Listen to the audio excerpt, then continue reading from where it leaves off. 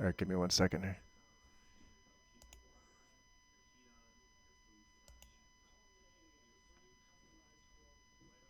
How about now?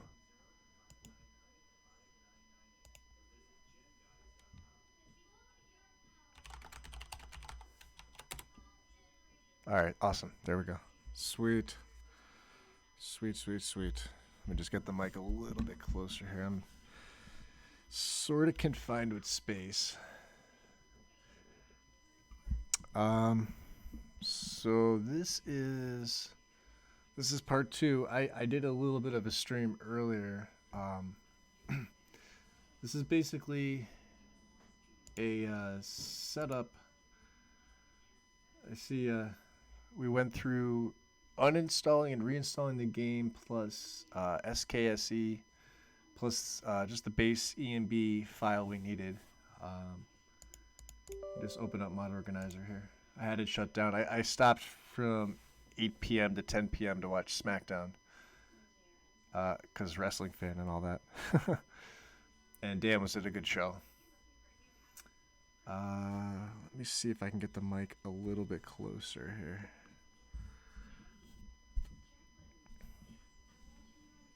Should be good. I should just swap the mic and the mouse. I should be good. 1 second here. The mouse may go crazy on the screen there for a second. Audio still sound okay? I have like my phone in the back where I can see the chat, and then the mic in front of me right next to my keyboard, and then the mouse is literally the lower right hand corner of my pad here. So until I figure out how to physically get the chat up somewhere on the screen, I'm still using my phone. Basically what I'm doing, I have Nexus mods opened. Now I'm on the Skyrim Special Edition part of Nexus. I also have Lexi's guide up. So basically what I'm doing is I wiped everything clean. If I go back to Discord to our PC, I think it's load order assistance channel, and in the pinned messages, I had my latest Necromancer build. My entire mod list is right here. So just to show you what I ran. Now, for whatever reason, when you have a full load order on Mod Organizer, it doesn't show you the text version in the left pane of your mod list from top to bottom. It actually shows you from bottom to top. So this is my old list. So Dyndelod output was my very last bottom mod. And if I scroll all the way to the bottom here, it had the DLC, Dawnguard, Hearthfire's Dragonborn, and then SKSE 64, which you can see right up here, is the first mod. So it reads bottom back to top. This would be my loader. This would be 1, 2, 3, blah blah blah, and so forth. What's up, OCD? Yeah, I'm back. I took a 2-hour break to watch SmackDown because I'm a wrestling fan. It was a fantastic show. They did a pay-per-view over in Saudi Arabia last night called Crown Jewel, and I guess what happened was the plane that they were on supposedly got delayed. There was only one flight out of Riyadh, from what we were told, and that it was like a 14-hour flight, and there was only one flight to the United States back, and supposedly they were on it to the point where only 20 of like the top talent / personnel actually requested private flights out, or a private flight out, which actually took off, as opposed to the 175 that went overseas for the show. Anyway, so I took a break to watch the show, and it turned out to be one of the best shows I saw in probably 10 years. But I digress. So, what am I doing? This was my Necromancer that I had just played. my full setup, and I have Lexi's guide up. What I'm gonna basically be doing is, if you look here in the contents, it should pop up there soon. A couple things to do. I forgot to disable the Bethesda, or was it the Steam overlay? Let me go to Steam real quick. Well, here, I have to reread how to do this. So this is, I follow a little bit of a couple different guides. I don't just use one. Hers is here on Nexus. This is the link up top here. Now her guide is set up for Legacy of the Dragonborn, which I always run, not specifically for the Dragonborn Gallery and that particular content. However, it does add a lot of additional content into the game. Specifically for me, the mod book covers Skyrim is included. So the nice textures you see on the books is included in Legacy. It also adds a lot of the gems, a lot of the other miscellaneous items, quest items, weapons, armor, etc. Okay. But I basically use a good portion of the beginning of her guide as a foundation for myself. If you look at my mod list here, you'll see things like, now her guide says, I really started at stay at the system page, more informative console. So if you're playing on PC, this mod here is basically like, I guess using Xedit while you're in game. You can open your console, you can highlight any object that you're looking at within a certain distance, obviously. And a window in where my mouse is right here will pop up in the upper left-hand corner, right above where the console pops up. And you can see any conflicts. Like I was doing a run with the character prior to this setup, and I had this mod installed, and I was using Matthys Medieval Lanterns, which is a fantastic mod in its own right. It's just incompatible with a couple of other city overhauls. Basically, what was happening, I was running Nesbitt's Mortal Ages, which had just come out, and it was kind of going through a little bit of a test with it. And when I got to around Fallion's house, and I'm not even the one that noticed it at first, somebody in the chat had noticed it and they pointed it out. And it was a floating lantern, very subtle and hidden because of the overhaul that Nesbitt did, Mortal Ages. But it was still there. So I thought maybe it's just incompatible with Mortal Ages, and we were trying to get a patch for it. So in the middle of doing that, I decided to do a little test. I just disabled Mortal Ages, and I reloaded my last save, and I just checked that area around. Lo and behold, the lantern was still floating. So I started a new game with just Medieval Lanterns,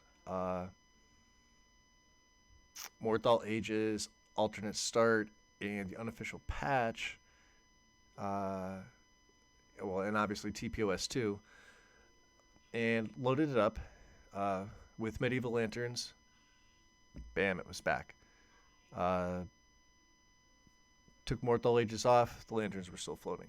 So it's a conflict with the mod itself. It either needs a quick update. So I took the liberty to send a message over to Matthew, just to let him know what happened. I showed him a picture. I had a screenshot of it. But this mod here, more informative console, I was able to click on the lantern in question, and it showed no conflicts with other mods. And then, of course, I ran Matthew's mod itself through Xedit base. I didn't do the quick auto clean because I didn't want to clean it. I just wanted to run and see conflicts. If you run quick auto clean, it immediately, as soon as you load up whatever you're looking at, it cleans it. And I didn't want to clean it. I just wanted to look at the conflict. So I ran the regular Xedit. Where am I going to here? I need this KSE64 up. Okay. So that's what that was. So what I'm doing is, like I said, I have, let's get the ads off here. Of course they're putting more ads in here. This is all bullshit. Close. Something else is just going to pop up. I'm not going to report the ads, obviously, but blah, blah, blah. So I use bits and pieces of Lexi's guide, the Nordic guide, and a little bit of, I use Yashed guide mainly for the end when I'm doing my LODs. Actually, I'll pull that up real quick here just to show you. We have to make sure you go to Special Edition. I think if you just type something in, this will take you right to Oldrim. But the Yash guide itself. Alright. Oh, hold on. I picked the wrong one. Damn it.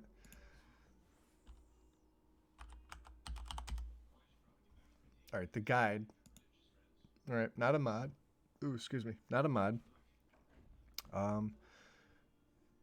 This guide, and the reason why I say I don't follow this particular guide is that it states right here, by following this guide, you won't have the ability to add additional mods or remove the mods that are already included. Simply, there is no choices. Remember this before you start. I like choices. I like the freedom to pick and choose. I like to change up. I don't like to. Now this is honestly a fantastic guide. It is a great guide. They go into much detail with preparation. Like I said, I actually used this in my previous video earlier this evening for cleaning the master files. We went through this part right here. I didn't go through how to set up SSE edit or anything like that. If you're on PC and you've been doing it a while, you already know how to do this. But I did go through update, Dawnguard's manual cleaning, Hearthfire, and Dragonborn. Now, I also use the Yash guide for just to take a look at what I need. So Dynalod performance for SE or Ultra. You would need resources SE. HD LOD textures. I didn't use Majestic Mountains LODs because I had a different mountain mod than what they are using in this particular guide. And so let me close this.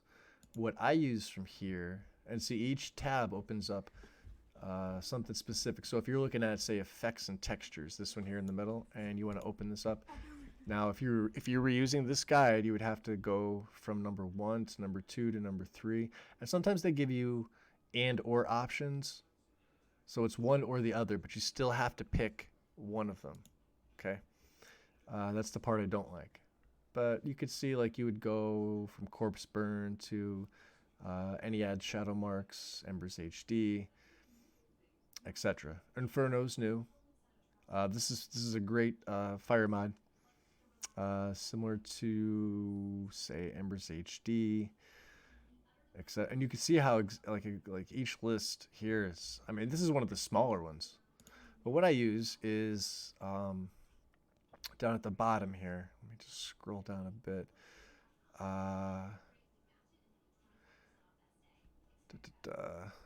So they have the Mater Smash. The Mega Patch I've actually used. I did the tutorial for the NPC.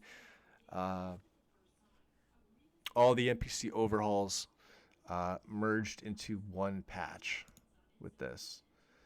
And it uses Z Edit, which I have up here. Where is it? Z Edit right here. Okay. It's a tool you need. But let me see. Here, SSC LOD, Gen, and Dynalod. Okay. So for those of you wondering, now I only run 2. Well, technically it's 3. uh, but it's really two. Um, you could run. They have SLOD Gen. You would need SSC Terrain, Tamriel ESM. There's a link for this. Where is it? Might have been up above. Oh, and I'm sorry, here it is. See, it says download SSC Tamriel Terrain. I don't believe this is on Nexus, so if I right click and hit open link, you could stay on this page and it just opens link. This is the cool thing about these guides, right? When they have something like this, Lexi's is the same way too, but when they have something like this, instead of, if you click on this, this will take you right there, but it'll take you off the page. You want to keep your page up. See how that pops this up? So let me just go back real quick. And I'm on the wrong part, aren't I? Okay. So for XLED Gen, where am I? So yeah, SSC Tamriel. So you see, if you right click, it'll take you to Mega. Okay. And then this is the file here. You would just, hit download.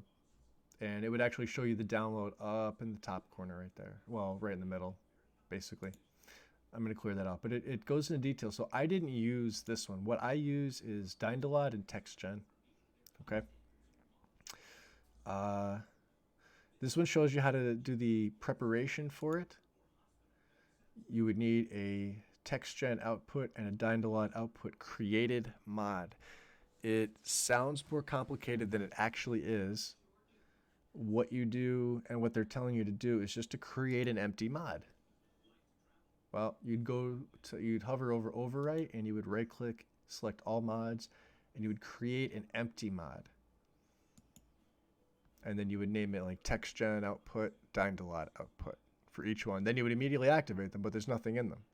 So that way, when you run them, and I'm on the wrong page again, when you run them and the files go into, well, they're supposed to go into your overwrite, but they get redirected to those created mods that you have to designate the output for. And that's basically where these mods are in your, where is it? It would be under like local disk C, users, me, app data local, mod organizer, Skyrim SE. It'd either be under mods, or in my case, I have it under modding tools, and Dynalod's here. If you open it up, Dynalod output data, TextGen output data. There's nothing in these now because I deleted them. When I got rid of everything, I deleted them. So that's where those are. And you can also see, well, you were able to see all my other modding tools I basically keep in one folder. It's a good idea to do that. Anything you use as an executable that is a tool, XLOD Gen, Dynalod, TextGen actually come together. Finished, you don't really need to put it in there, but you can. It still needs a binary. It still needs some place to, like a file path. Obviously, Xedit and Quick Auto Clean. SSC LodGen is the other one. Now, when I started my first setup with any type of like log generation, I only used SSC LodGen. And by itself, it's fantastic. You won't have as detailed a distant terrain as a combination of TextGen and Dynalod. But for ease of use, it's a one program, one and done, set it and forget it.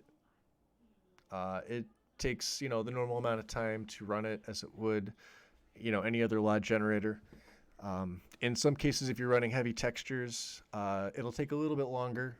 But generally, I find that it's not too bad. I think for me to run just this one, it's less than 10 minutes. With TextGen and Dynalod combined, TextGen actually takes quite a bit of time. It's very, very detailed. It's how you get the really, really crisp textures and a lot of the distant terrain to appear crisp. And Dynalod basically does everything else that TextGen doesn't. Enabling like trees, distant architecture, when combined with like HD LOD textures, things like that. You'll only want one of those. And then anything else that requires billboards, you'd have the mod here first and then the billboards after, unless the mod itself includes the billboards. Then you don't need anything else. You just need the mod you're using. So what I'm doing with this is I'm actually going to start downloading. Well, I'm gonna do a little bit of setup first. I don't know what I'm actually gonna do with this. This is not gonna be nearly as in depth as my last setup was. But you can see Lexi's system specs. Now, this is pretty good. I mean, this is decent. A 1080 Ti. That's still a beast. That's still solid. That's a GTX 1080 Ti. I have an RTX 2070. 12 gigabyte. So a little bit more. Lexi's running Windows 7 for whatever reason. I think that may be changed now. I'm not sure. But my processor's an i7 9700K at like 46 or 4.6 gigahertz, and my motherboard's Asus ROG Strix Z390E, so it's better. RAM, I have 32-bit. This is almost identical, except that mine's at 3200. So a little bit better specs than what Lexi's running, but you can see it doesn't take much to do this. Core, the tag explanations. Core mods are basically, they have to be used, or at least they're recommended to be used. Like I said, I ignore a lot of this stuff. I ignore a lot.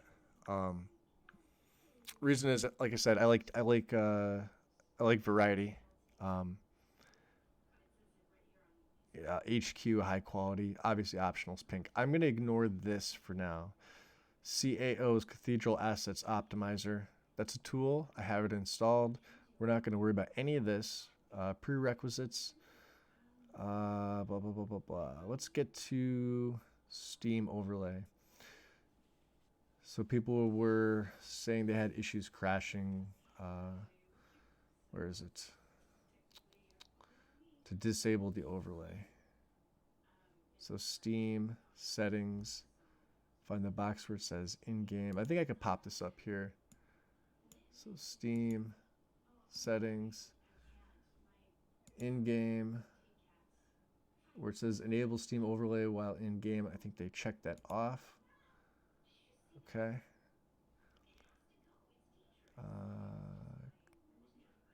Uncheck, yep. Click OK. Okay. So we just disabled the Steam overlay. That's step one. Okay. Update proofing Skyrim. Oh, we need Steam again. We need Steam up. So right click Elder Scrolls Special Edition. Oh, we've already done this. This is for the automatic updates. So when you have Steam open in your library, your games, this is going to be properties. Let me see. I lied yet again. No, I didn't. Okay, it's under updates. So automatic updates. This is what happens when Bethesda decides to give you those awesome Creation Club fucking pay for mods. And on PC, it breaks your game, unfortunately. When the game updates, it goes to a new version and it breaks SKSE. Which, if you're playing on PC and you're not using SKSE, you may as well just play on a console. My opinion, my 2 cents. So what you do is you would click on this little, it's defaulted to always keep this game up to date. Immediately get rid of it. Even if you don't have any other mods installed, like I don't right now, just set it to only update when I launch it. Okay?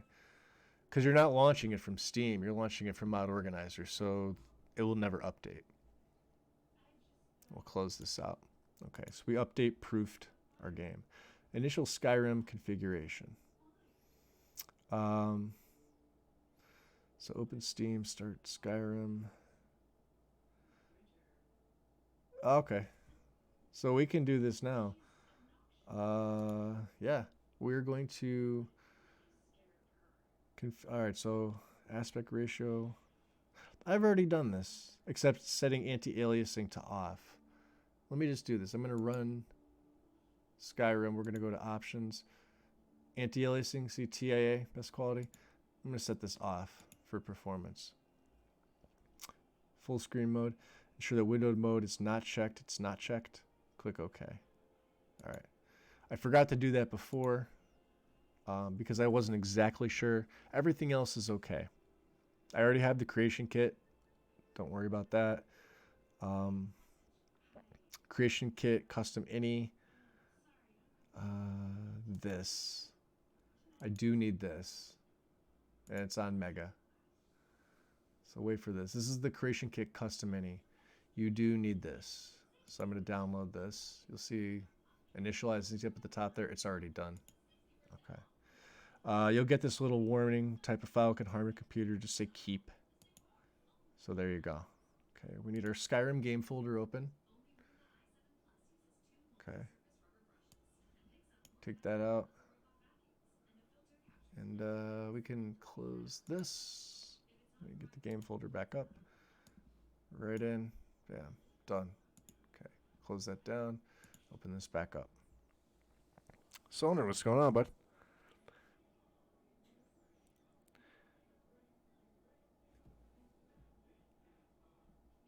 You can delete mods to get your space back. Are you deleting all of your mods, or what are you doing? You'll get the space back that the mod took up. Like if you downloaded, say, Noble Skyrim, but you decided you didn't want to go with that. You wanted to go with something a little smaller. Noble Skyrim on PC's 2.4 gigabytes. And I think the update for it also is like 155 megabytes. You get all those back. Yeah.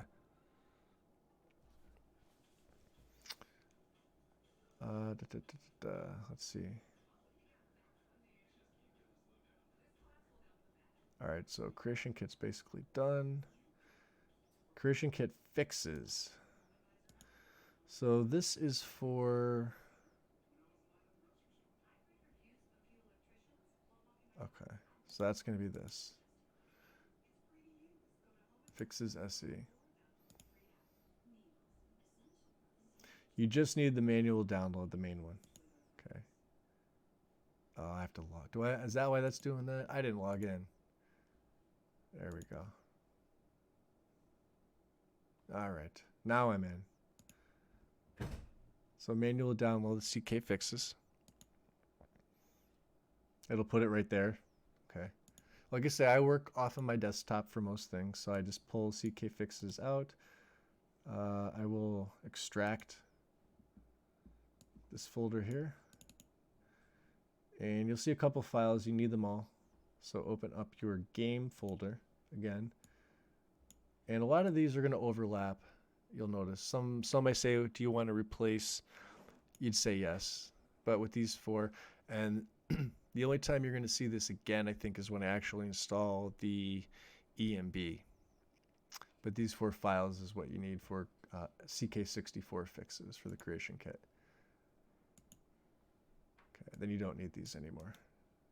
Delete. Okay, I can delete this. Now, let's see.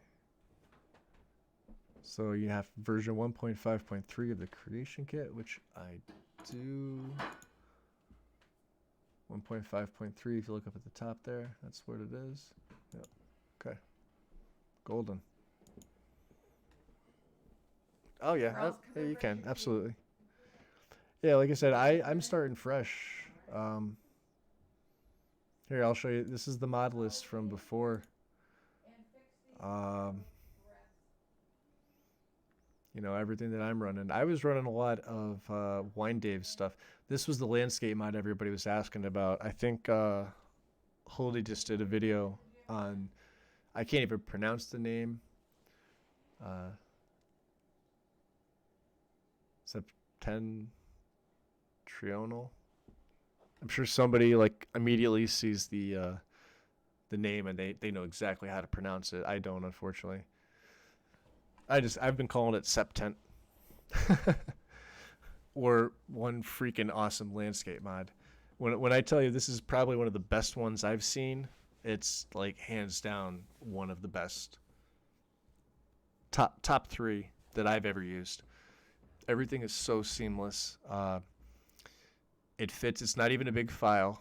Um, he also has his blended roads redone. This is his. Okay. We ran his mountain mods. Where is it? This is his too, I think. Mossy white run stone floor. This is what gives you the nice moss in between the cobblestones that I was showing pictures of. Um, Man, it's amazing. Absolutely amazing. This gets into his too. What do we have? I know it's in here.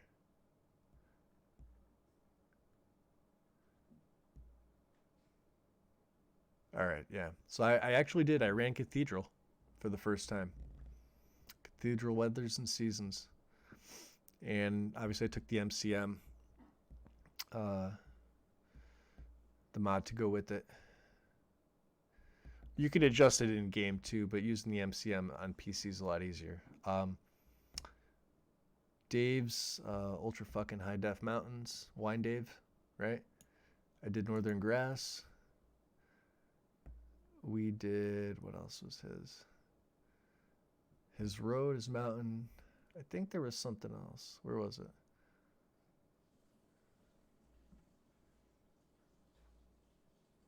The shoreline. And snow. We did snow. Which I can't find here for some reason. It's probably up top a little more.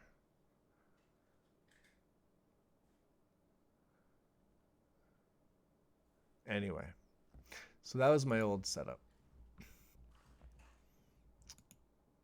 Da, da, da, yeah, these pop-ups are starting to piss me off. They weren't there before. Can get rid of all the files at the bottom there. Doesn't matter. So like I said, yeah, the Ash guide I use for dyed dotted text gen for the most part. So what it does is if you open up the text gen part, you run text gen first. This is what it's going to look like when you run it from Mod Organizer. You would, you know, put text gen. You would hit run. Okay, this would pop up. You basically set your output path, and that's that text gen output created mod that I mentioned earlier. This is the mod path. This is where you're going to be able to find it. And when you have this for its binary, once you run TextGen and it puts those files supposedly in your overwrite, it gets redirected to this particular mod from this path. Maybe it might not be D for you. It might be what's going on, Lego? It might be a different drive. For me, it's C. They say you're not supposed to put in C, but I run a lot of my programs as admin. I've never had any issues yet. You know, it may not be recommended. Obviously, a lot of people have separate drives for stuff like that, but I couldn't be bothered at the time.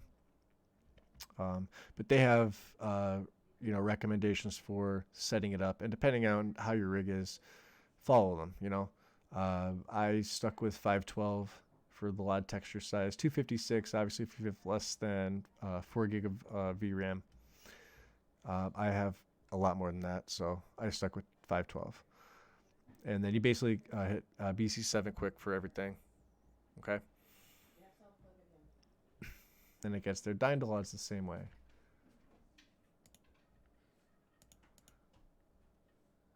But you run it, and this pop will pop up. You have the output path there. you'd hit advanced, and it brings up this, which is a more detailed version. You could do this. You could hit like low, medium, high, and then it'll just run it. But hit advanced, right click in here, select them all, select low, medium, or high, candles, effects glow. Make sure you set the output path. This should probably be number 1, but it's, they're going in order this way. 5, 6, LOD, 7, 8, 9. It's pretty easy. Save and exit. And then, of course, there's last steps with Dynalod. Put the ESM up top. The ESP stays at the very bottom. Put your map mod underneath. Move a quality world map under Dynalod output in the left panel only, so it doesn't screw with your map. Anyway, I'm kind of getting ahead of myself. Oh, I'm getting way ahead of myself. That's on, like I said, that's why I keep the Yash guide up, just in case. Like I said, with Lexi's, I only use certain things from here. Other than that, when I'm done with Lexi's, I will swap over to the Nordic guide, and I will pick and choose mods from there. I'll sometimes keep Yashed up. And of course, obviously, I have my old setup here because I am probably going to keep a lot of these. And there's a lot of any setting tweaks that Lexi Guide recommends. A lot of them are needed. We already have the script extender. See how they told you that you only need those 3, and that's what I was talking about before. You only need these 3 files here. Are you sure? Yes. Okay. But I added all 5 just because it doesn't hurt. Doesn't do anything. Okay. 7-zip I had on Windows 7. Comes with it. Okay, Loot's already installed. Done with that. Mater Smash I have installed, but I don't have it in the executables because I do not use it. Obviously, Xedit I have. Cathedral Assets Optimizer I have. And again, the links are here. If you see this, you just right click, open the link. It pulls you right up to where it is. Go to the Files tab. Bam. It's a manual download. Make a backup. I also have Cathedral Assets on my desktop right here, just as a shortcut. But you run it through Mod Organizer. Okay. Bash I also have installed, but I have not used it. I don't need it right now. Z-Edit. Z-Edit's actually pretty fun. This will take you right to it. It's at GitHub. You'll see the alpha release, but what you're going to want is the portable under assets right down here. So the Z-Edit version 0.6.5 portable. Okay. X64. That's 7-zip. 42 megabytes. It is needed. Now I have that installed already. Z-Edit Patcher, I don't need. Experience mods. Hold on, do I need this? No, I don't. Some of these I don't need.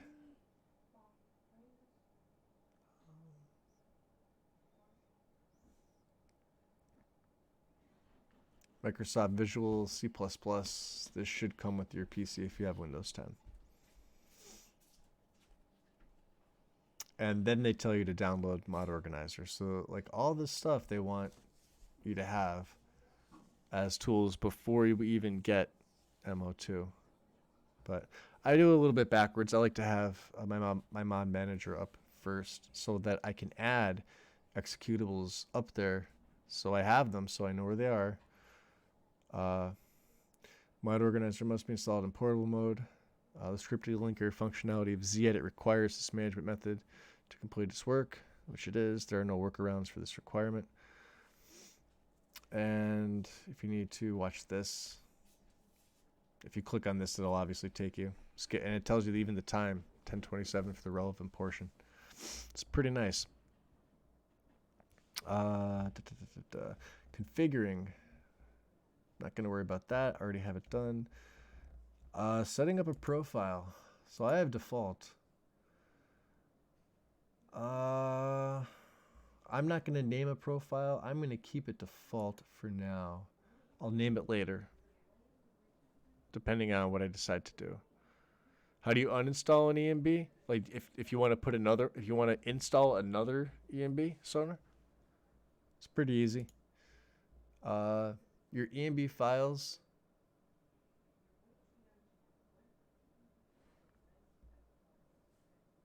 Where are they? D3, D11.dll, and then compiler. So these will stay in. If you, yeah, say, all right, so if you have, let's see, let me go to SE. So, okay, we will do, say, Rudy, EMB. Okay, so Rudy has, it's got quite a bunch. Rudy's got a lot of options. You have 11, okay, for a lot of different weather mods. Now, I don't have a weather mod installed, but say I want to, now I have a pretty good idea of what I want to run. I'm going to be running Cathedral Weathers, okay? But say I have, actually, let me do this. Let me open up another tab here, another Nexus Mods tab, Special Edition. Let me do,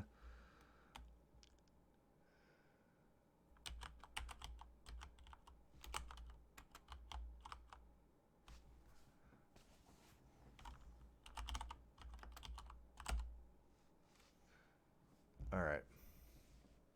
So, Lucid EMB for Cathedral Weathers and Seasons, okay? I'm going to select this one just for the heck of it to show you. It's got one file, and the requirements are EMB, and this will take you to, I'll say, get the latest version or at least version. So you want to make sure you have at least the latest version of it or whichever it requires. Always check the notes. Always check the requirements. This goes for almost every single mod, unless you've used the mod and you know the requirements mentally, like, you know, you've got it stored in your brain. Always check the requirements tab, because it'll say offset requirements and it'll say Nexus requirements, and you're going to need both. There are only certain circumstances where that's not true. Almost every instance, you're going to need everything. So this only requires just that you have EMB. In my game folder, I have the D11, D3.D11 DLL, and the D3 decompiler underscore 46e.dll. So this is my EMB. These are the files you need, okay? So say I install Lucid, okay? Now I don't have Cathedral Weathers installed, but we're going to manually download this. Okay, you'll see it download here in the corner.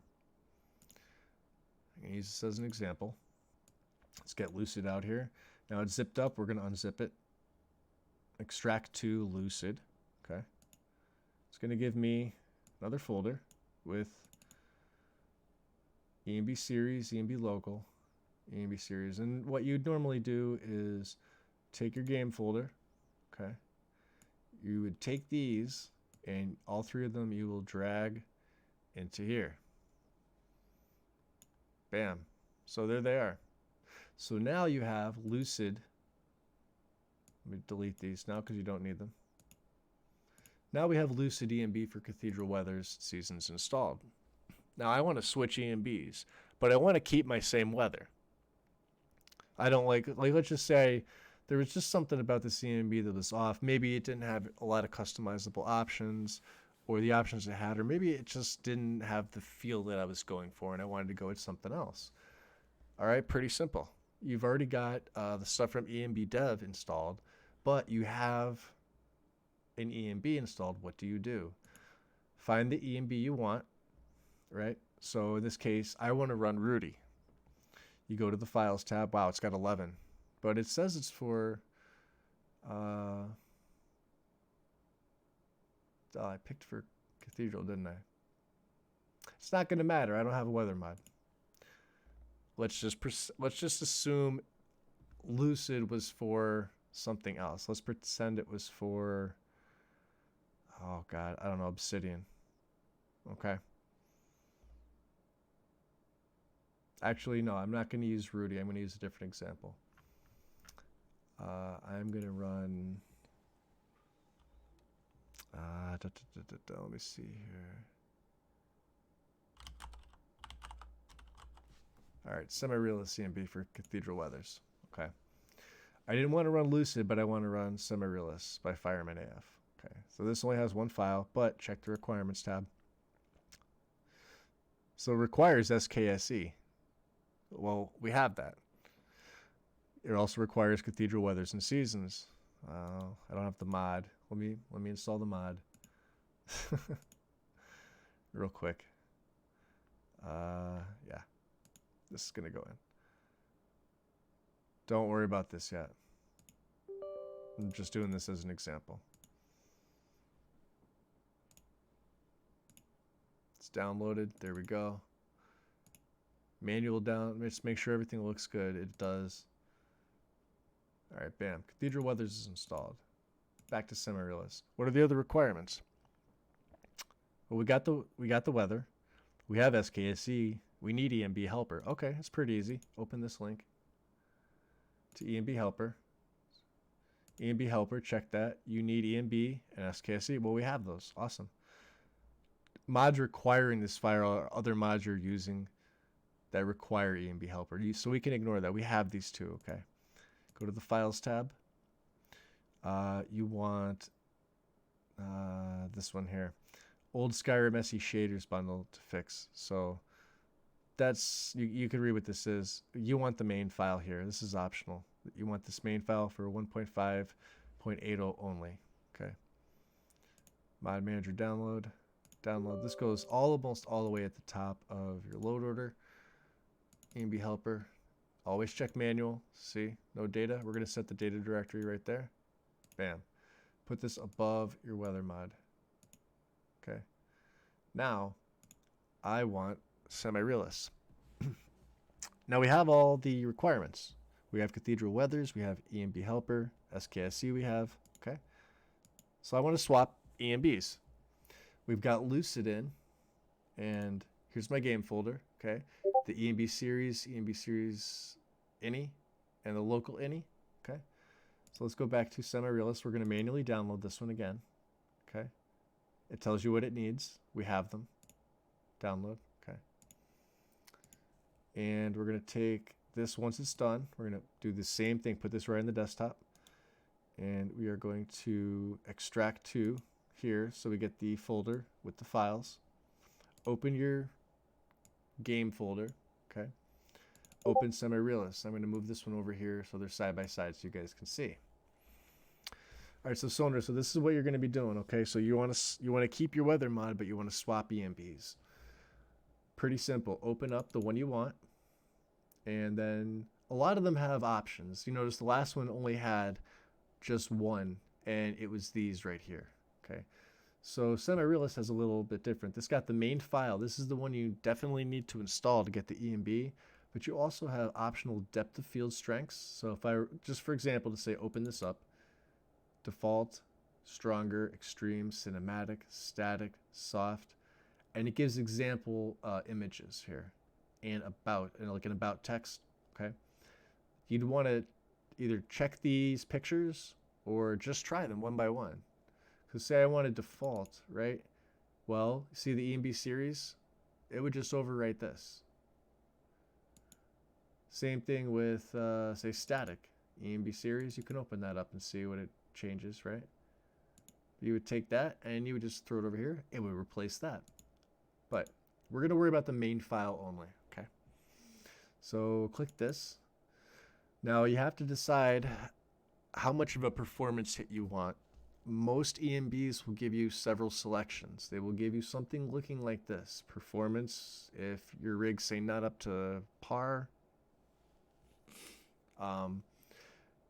The quality of the EMB may not matter to you. You might not want full quality.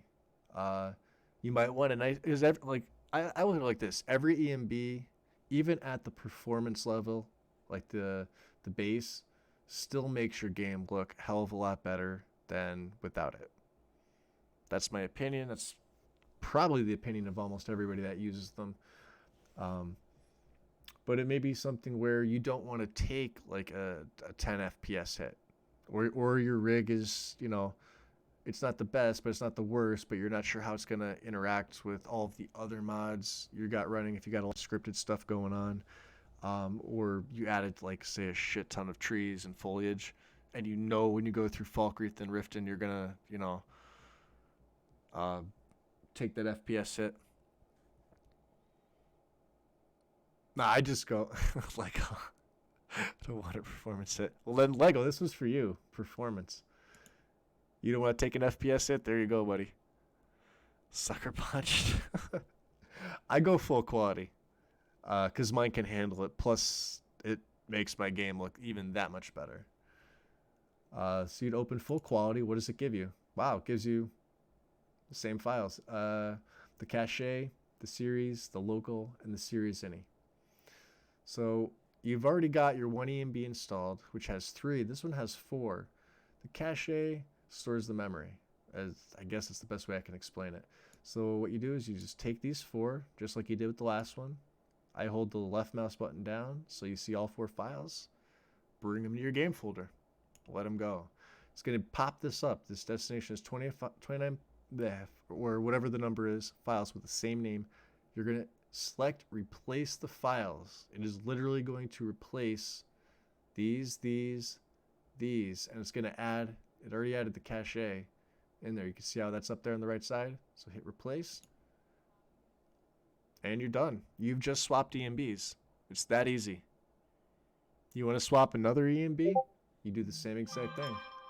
Let me just get this out of here. I don't know too many other EMBs for Cathedral, but that's how you would do it. If you were running, say, Obsidian, there's tons of EMBs for Obsidian. There's tons for, like, Mythical. There's actually quite a lot for Climates of Tamriel. Here's my take on this. If you're on console, Climates is probably not the best weather mod to use. You're better off with something like Obsidian, Mythical Ages, Equinoctium. What's the one that Skeletor just put out?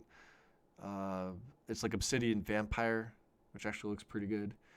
I actually have that loaded in my Xbox right now for my last setup. I swapped weather mods. But that's how you do it. You're literally just downloading the EMBs. If you're changing to weather mods, then you have to change everything. But this is still the same.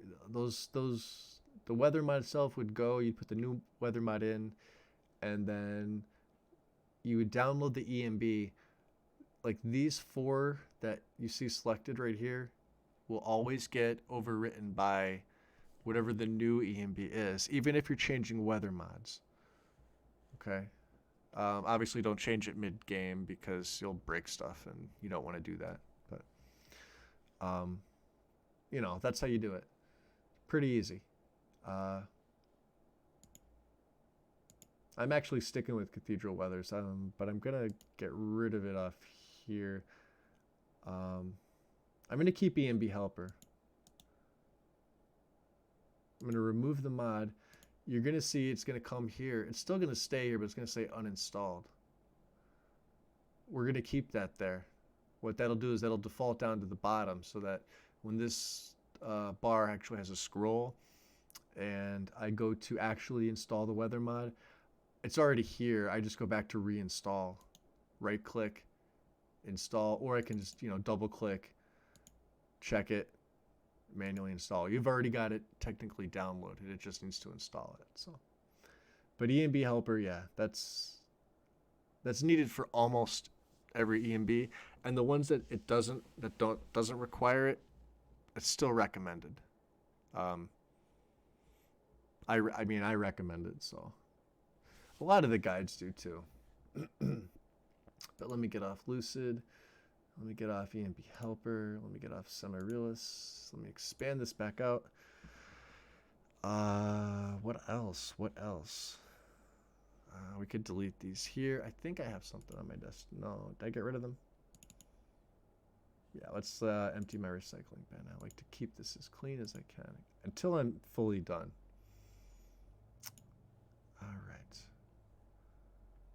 Setting up base tools for MO2. So this is for Xedit, Mater Smash, Rybash, and Zedit. I have these already installed. They're a little more advanced. I mean, obviously Xedit is not that advanced. Everybody really needs it, and it shows conflicts. Mater Smash, depending on what you're doing. Man, handy tool. Handy fucking tool. Same with Rybash. Zedit, like I said, I use Zedit for my NPC merge patch. Not patch. Merge plugin. So basically, all my NPC mods that if I decide I want to use every NPC mod, I can. And it merges it into one ESP.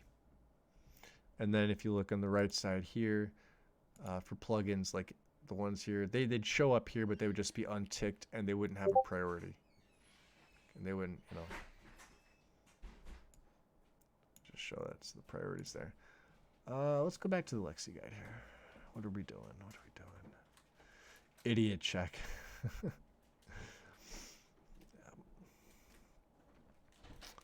So, what does she say? SKSE now. We already checked SKSE installed.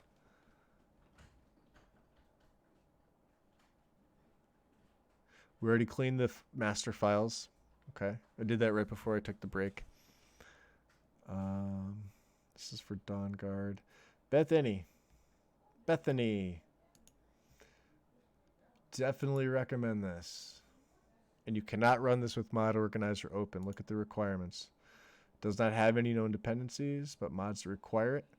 Right? Tuco guide. That's a reference, by the way. Hyperlinks for the rest below.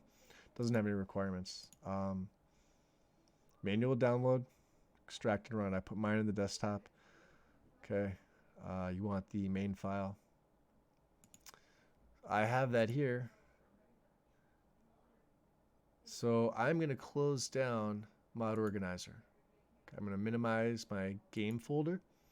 I'm going to minimize this, and I'm also going to minimize Steam. Bethany. Okay. You see it loading at the bottom. Bethany version is up to date. That's great. That's awesome. Okay. What I like to do is I like to follow parts of her guide regarding her particular setup for the innies.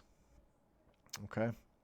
I noticed prior to my last setup, this is I was running this Necromancer here. There were certain things like my LOD wasn't perfect. The settings I think were off just a little bit, and I attest a lot of that to. I've only been doing this since like the beginning of May this year on PC. I built my PC at the very end of April. I was still off of work at the time. I'd been off of work for a month with my back. I couldn't do anything. I was fucking bored. I was home.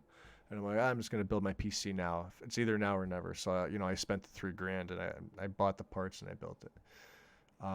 But when I did my first setup, I didn't use any LOD files or nothing like that. I hadn't tweaked any INI files. I think the only thing, and I had John Rose help me out with a lot of this stuff because obviously I hadn't built a gaming PC. I've built other PCs, but not for gaming specifically. This is all this PCCs. It's just basically Nexus mods and other sites that host them like ModDB, Mega. That's basically it. This is all this PCCs and Discord and YouTube. That's about it. But so when I found this guide, I'm like, all right, well, there's a lot that I like, but a lot that I don't. But she's got a lot of stuff to tweak your innies. So your path should be auto. So all right, so we have Bethany up. It's got some stuff already selected. What I'm going to do is I'm going to keep this up. The summary you don't really need. I'm going to minimize this. You need this main window. Okay, I'm going to keep this up. You can't expand this. I apologize if the text is a little small. Okay.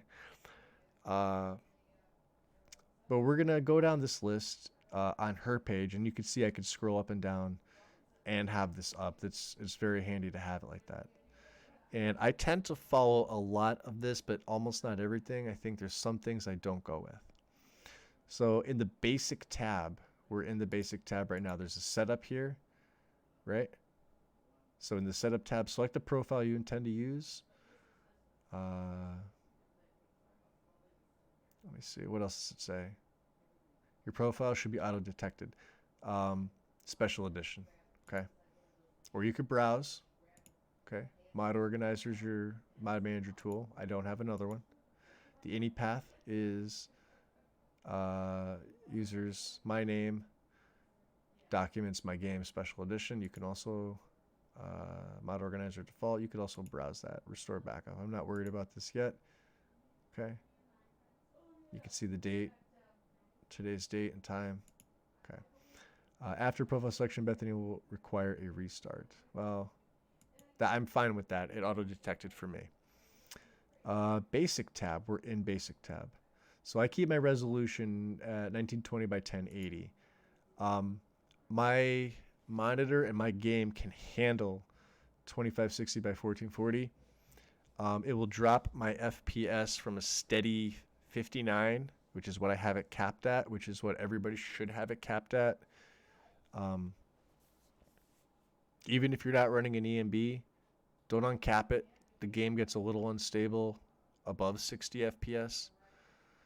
I mean, I've seen people run 70, 80 FPS, not really run into too many issues, but I've noticed things, and I'm sure they notice things too, but it's like if they have the EMB, they want to uncap it so they think it runs a little bit better. You're not really going to see, like, you won't see a stutter until you dip under 30 FPS, and console is capped at 30 FPS. Regardless of anybody that tells you otherwise, console is capped at 30 FPS. FPS mods for console are bullshit. Don't even get me started on that. I had a whole discussion about that shit. Anyway. Basic tab. Hit default.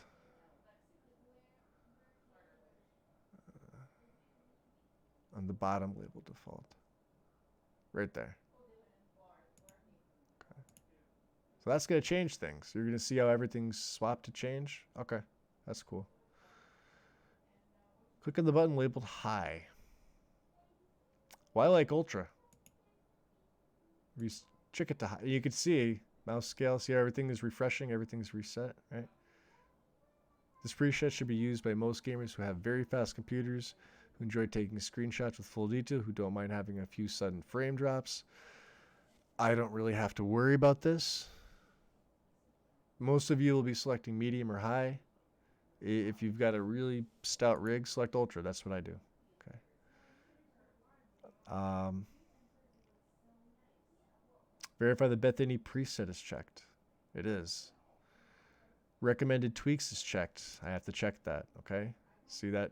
It updates. Everything you do, it updates. It's fantastic. Okay. Windowed mode is checked. VSync is unchecked. I think I skipped one. FXAA is checked. Borderless is checked.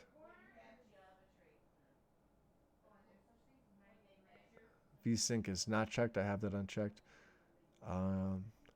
Lock frame rate is not checked, although the EMB will be locked. So I'll never go over 59s. I may see 60. That's what you're supposed to be at. General tab. So we're up to here. Okay. Go to the general tab. Verify the intro logos is not checked. It's not. Post load time is set to 2000. It's right here. It is. Okay. Gameplay tab. The one underneath it. Over encumber reminder is set to 60. We'll set that to 60. NPCs use ammo because NPCs do use ammo. Set that. Check that there. First person arrow tilt 0.7. Third person arrow tilt up angle. I keep this at 2.5.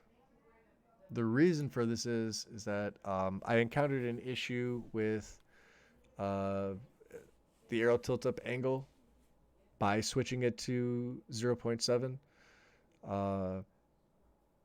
I could probably put it at 1.0.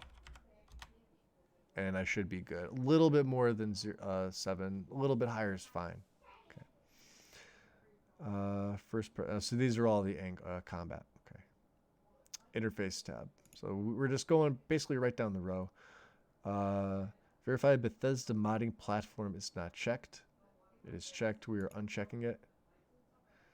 And mouse settings lock sensitivity set to 0.125. That's right here. Yes, it is. Detail tab. Or was there anything else in the interface tab? No, we're good. Detail tab. Field of view is set to 85. You could set the field of view to whatever you like. Sonar, I think if you rewatch the General Sam plays, I think Sam set all of his to 88. You can do that with Bethany. 88.00. That's his field of view that he prefers. I had mine set to 90, and I thought 90 was a bit much, but 88 was still a bit much for me. And then I did switch to 85, which was recommended, and it was fine for me. Everybody's going to be a little bit different. Particles set to 2000. I set mine to 3. Like I said, I don't follow this 100%. Although, did I set it to 2? No, I think I had it at 3. Okay. Depth of field is checked. Depth of field right here. This is checked. Lens flare is not checked. Uncheck that. Reflect sky is checked. Where am I looking at?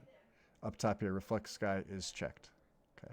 So they bounce around a little bit, but it's all on the same tab. As long as you're on this tab here, you're fine. They do bounce around though, unfortunately. Ambient occlusion is set to full. Right there.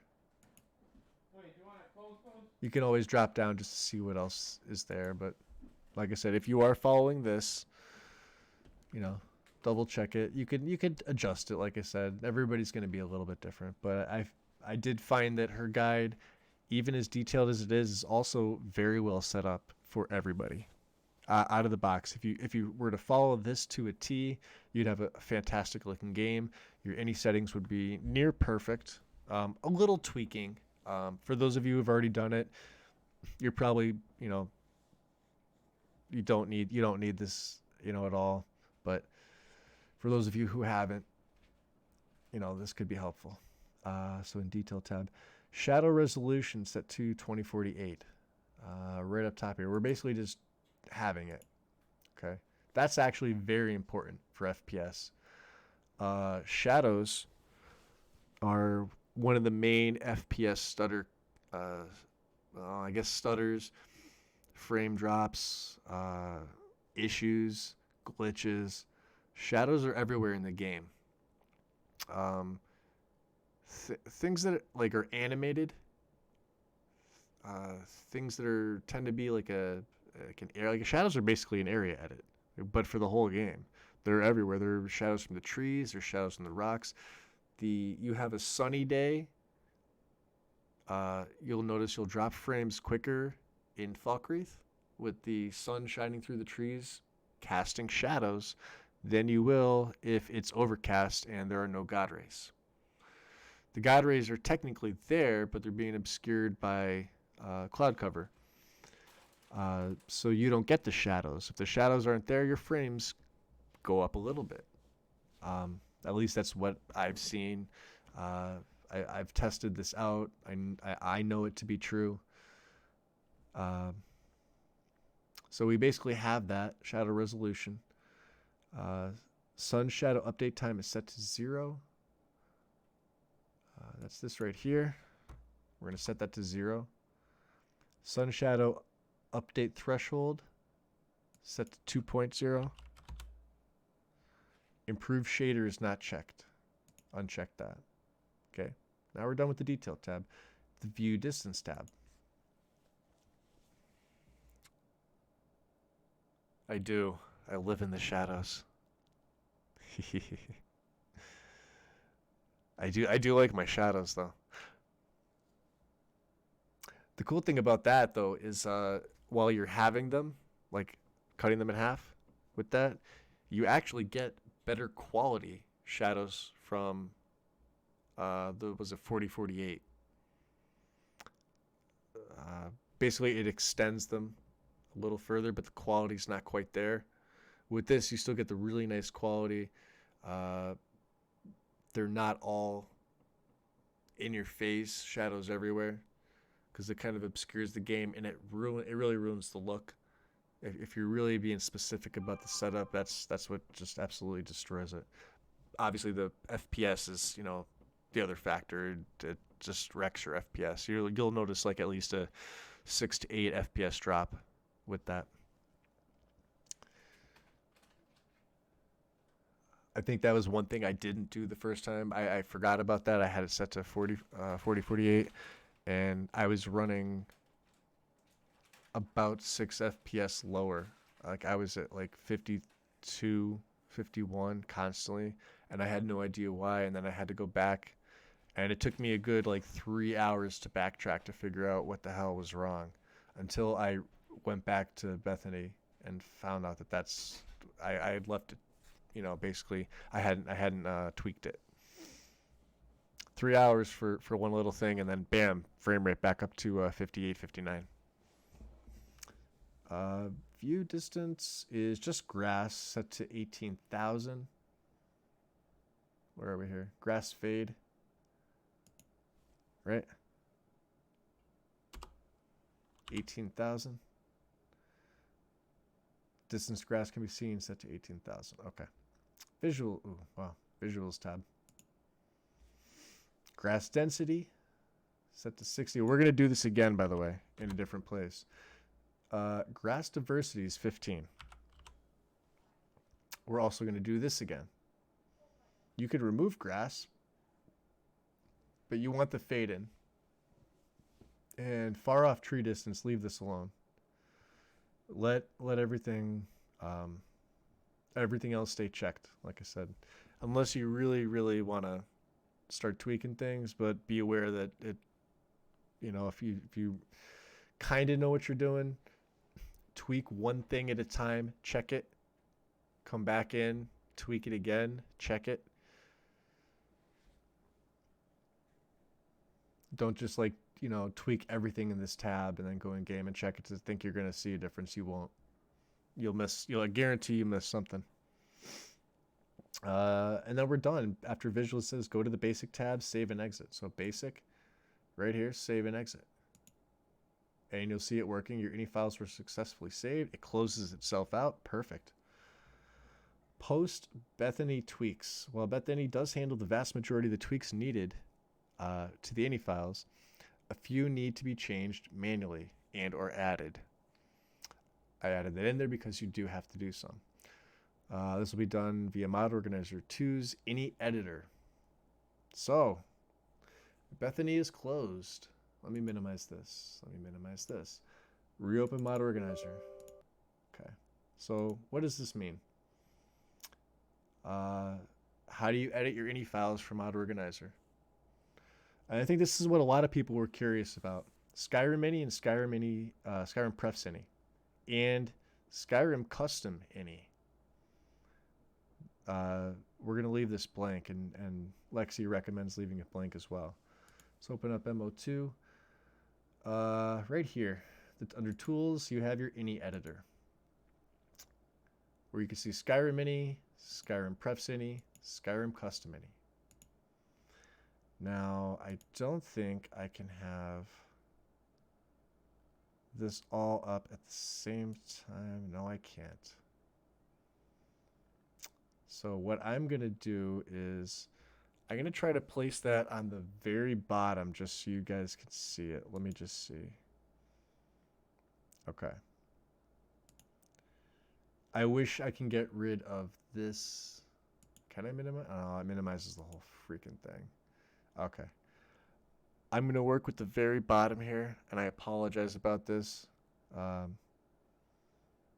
Because obviously if I were to, minimize the whole page and try and squeeze it over here, you're not going to be able to really see it, unfortunately. So we're going to work off the bottom where everything's here. So if you see in the bottom, it says, well, it does handle, I just read that part. Once open, make the following changes if the option does not appear at it. You can see, let me highlight it right there. Okay. We're going to start in Skyrim Ini. So we're there right now. Under display, F shadow directional bias scale of 0.47. So you're going to look for display.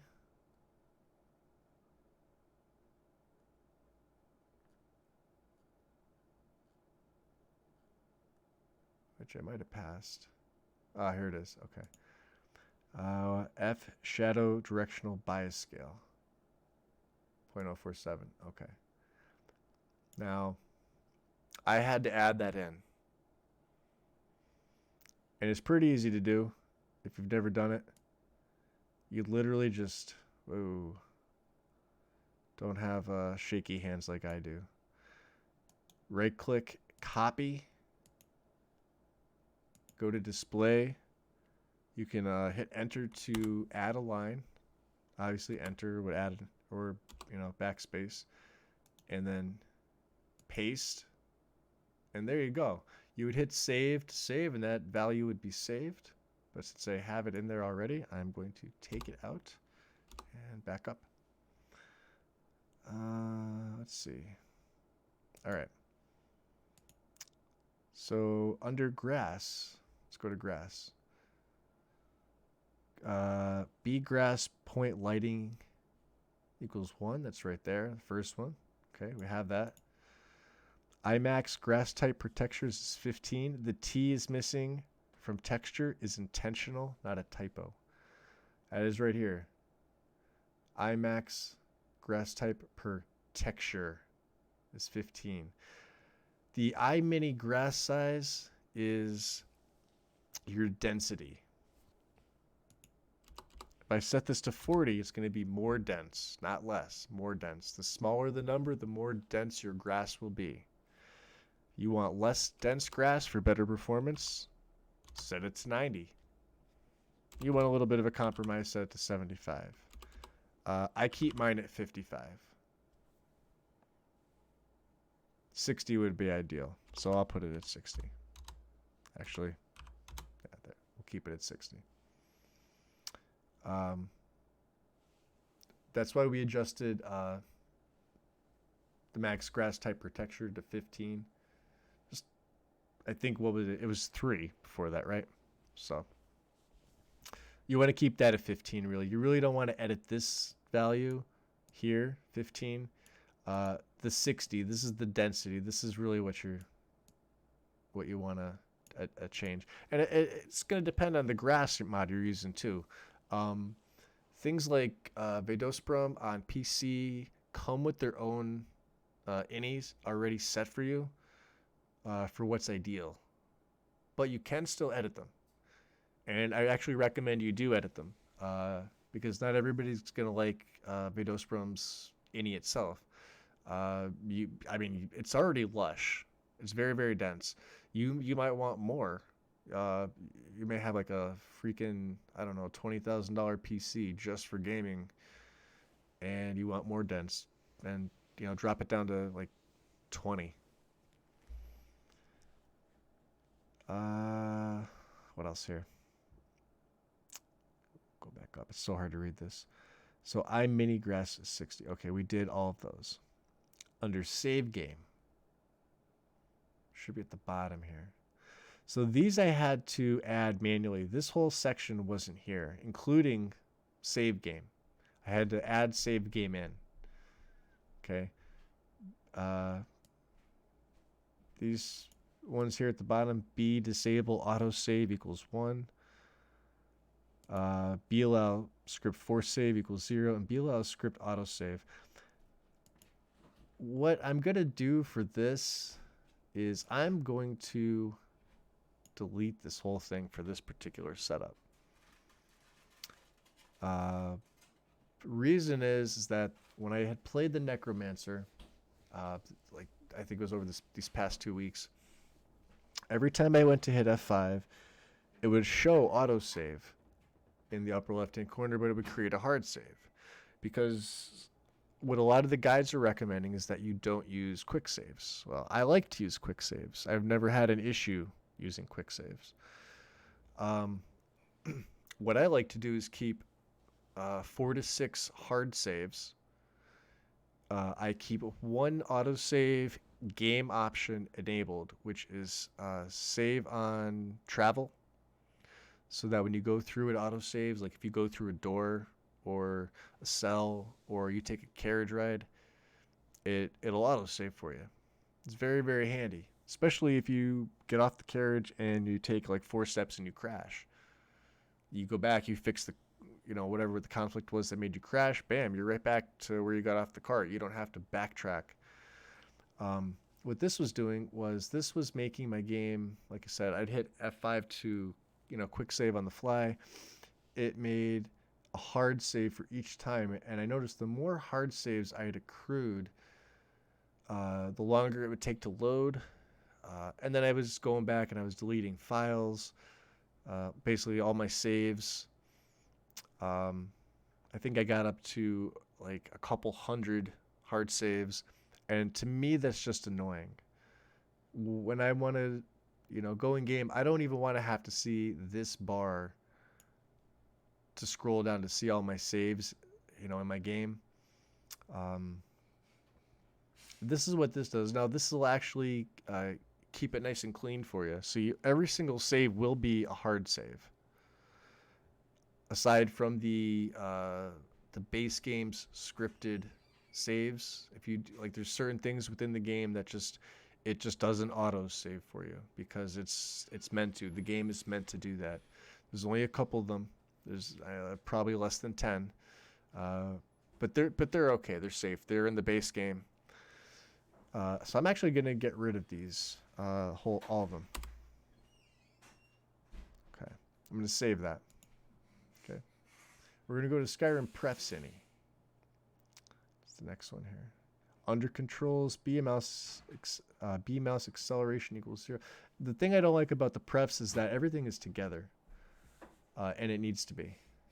I'd like to be able to give a space, like see this is all display, and then it goes right to image space right here. I would love to be able to put a space above and below, but it does not let you. For whatever reason, and I tried it before, and I had nothing but issues. I think this whole thing with the Prefcini, it's set up for this for a particular reason. Controls, where am I going? Right here. Controls is right here. B mouse acceleration equals 0. I have it in there. It's right there. Okay. F under display. So we're going from controls to display to grass. Controls. Displays up top. F interior shadows distance equals 3000. That's right here. That's good too. And under grass, B30 grass, VS equals 0. Where's grass? And it's not in alphabetical order either. Grass should be near. Here it is. Right there. Value's good. Okay. Under main, save on pause, save on rest, save on travel, save on wait equals 0. Let's go to main. This is another one I'm going to edit right here.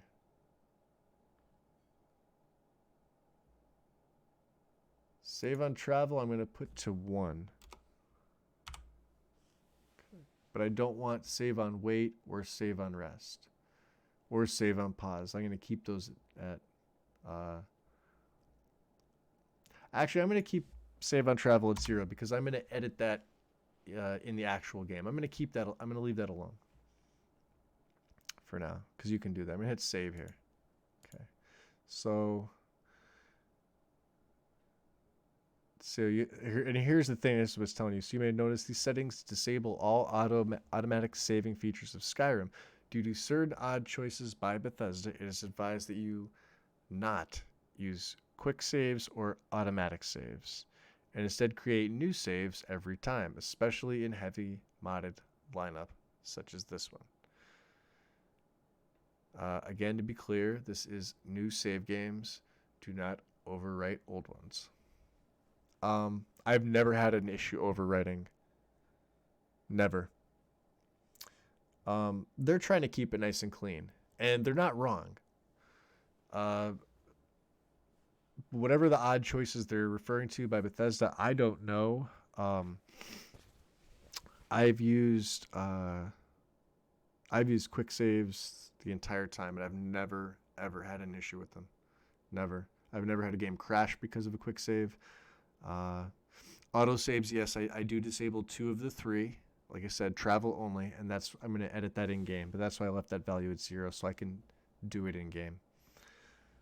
So Skyrim Custom Any can be used to override settings in the Skyrim Any itself. So I'm not going to do anything with that. SKSE Any. So SKSE has its own.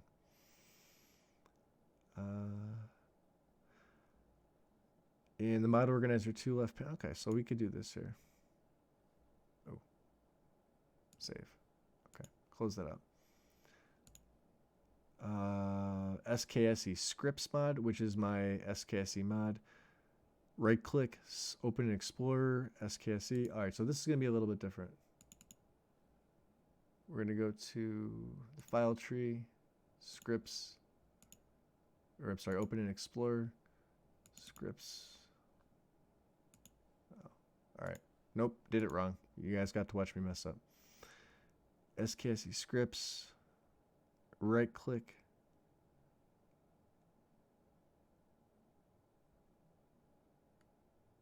All right, hold on. Let me keep this up just for the hell of it. SKSE Scripts mod. Right click. There it is. Okay, I have to do it this way. Open and explore. And the window opens. Create a new folder called SKSE. That's what I did. New folder SKSE. In the SKSE folder, create a new text file called skse.ini. So we're going to open this, and we're going to go to new, but we're going to go down to text document. And you see the txt at the end of there, and it's skse.ini.txt.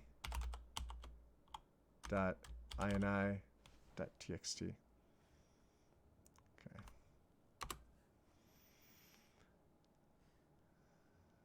Then SKSE any is blank. You can see it right here. Okay. So it says here in the bottom, if you guys are following along, paste the following, which I actually have to. So we're down here at the bottom. Paste the following files into the blank SKSE any file. General, clear and valid registration, display, tint texture resolution 2048. So you're going to want to copy. And then you're going to go back to SKSE right here. And you're just going to paste this in. Pretty easy, right? These 2 lines will allow for the self-correction of rogue scripting updates in save games. Save and close the SKSE any, and then close Explorer. So you're going to hit File, Save, Close, and where's the other one? SKSE is here. You're going to close this out. All right. Xlod Gen.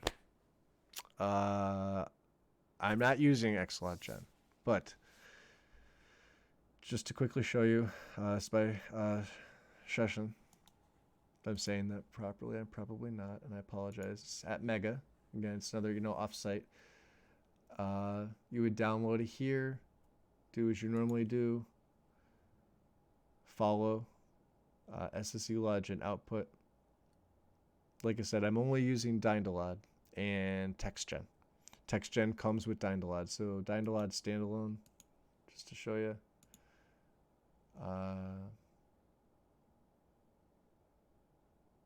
You know, transfer. You would need this. Okay. I've already got it. Z-merge, ignore this, reshade. EMB, which we've done. This is for the reshade. We want EMB. We went over EMB series. It's no longer version 390. It's 393 or 4. It's the newest one. So like I said, we already did all this, not the data folder. EMB preset. I was going to go with Silent Horizon. I was very tempted to. I didn't. I went with Semi-Realist. And it's the one I'm going to be using again. Silent Horizon is actually very, very nice if you're using Cathedral weather. That's what it's for. It's made for Cathedral. This guy runs Cathedral. I tried it for the first time. I liked it. That may change. By the time I'm done with my load order, I may decide I want to go with the whole different weather in EMB. Each time I do a setup, I probably change my mind about that particular thing 7 or 8 times. What weather do I want to use, and then what EMB do I want to use? What kind of look do I want? I've literally just got to that point and just started testing weather mods. And then I find myself, 4 or 5 hours later, I haven't progressed on my load order. I've just been sitting there fucking around with weather mods, which is actually pretty fun for me. So, but Silent Horizon is what is in the guide. That's what they were running. What Lexi was running. GPU driver, so NVIDIA Inspector. If you want it, it says it's core. I don't. You don't need it. Okay. The next part is the mods themselves. Go back up. At the very top, guide page links, the mod list. We just did here where it says you are here, introduction. Those are all the prerequisites. We're going to go to the mod list. And I'm going to close down this one. And it should take me. Why it's not doing it? Wow, it's taking a long freaking time. Everything else is pretty good. All right.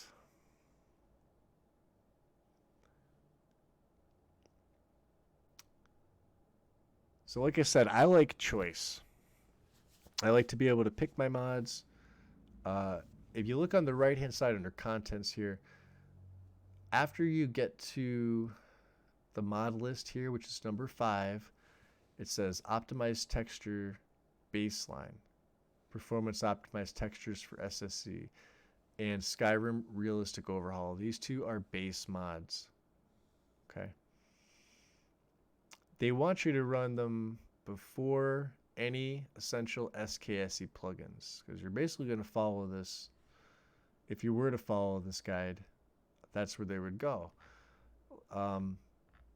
I follow the Nordic guide, and then I pick and choose. However, I am going to run mods from the essential SKSE plugins, so I want to go to number 7.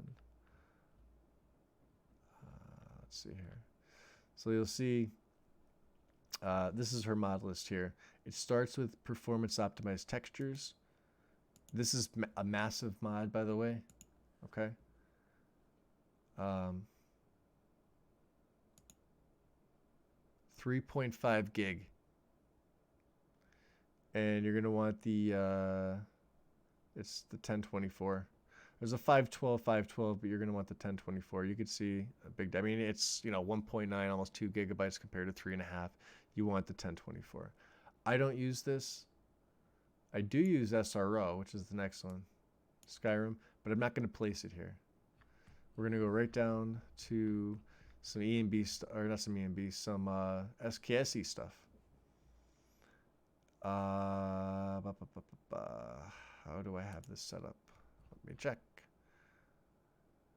So I have mine set up a little bit different. I need SSC engine fixes. Now I'm going to follow my own guide. My own, well, for part of this, I'm going to follow a lot of this right here. The very beginning, okay? Like, where does she have? Console util SSC is the very first one. I have it down a little further because I need the engine fixes first. So I'm going to find engine fixes. Where are they? Right here. This is the two-part setup. Requirements, check those out. You need SKSE. That's it. Files. There are two that you need. The first two. You need the mod manager download one. And you need the manual one. So the first one, like I said, just download it. Okay. And then manual download the second one. Get them both at the same time. Go to MO2. Let me get text gen off here. Go to your downloads, and here's engine fixes. Set your data directory so it looks good. And then you're going to activate it. And we're going to place this above EMB helper. EMB helper is going to come pretty soon, but so the second part, obviously, the manual download. Okay. Well, we're going to pull it to the desktop. We are going to extract the second part of the fixes, which is the files. And I should have my game folder up. Yes, I do. Open this up, and then you'll see three very familiar files. Right here, tbb.dll, tbbmalloc.dll, d3dx9_42. I don't know if I have. No, I don't. It's okay to overwrite. Ooh, hold on. Because they are similar. So just throw them over. Just hit replace. You're fine. SSC engine fixes is now installed. Delete this. Back to the guide. You can also close that down. So what else do I have on mine? Papyrus util. This needs to be loaded as high as possible. And since there is not a quick link right here, I'm just going to use console util, and then I'm going to search for Papyrus. And it should pop right up. There it does. There's two files here. Check the requirements. You need SKSE. Most of them are basic. They're SKSE plugins or fixes for them, which means obviously they're going to go near the top under SKSE. That's obviously the first one. Make sure this is correct. Make sure SKSE version is identical to this, and your game version is identical to this. Okay, mod manager download. Yes, good. And we're going to install manual. So this one already looks good. It's packaged properly. Data directory is set. Okay. You could change the name. If you hit the drop down here, if you don't want it as long, scripting utility functions, I like to keep it default unless I need to change it, or unless it's an optional file from the same mod, but it defaults to what the original mod is, but you're not supposed to merge it. That's what I do. So that looks good. Papyrus util goes under engine fixes. We're going to activate that. Can close that out. And what else do I have? All right, then EMB helper is next, which it should be. There you go. Bingo. Okay, so we're back. Then I went to stay at the system page.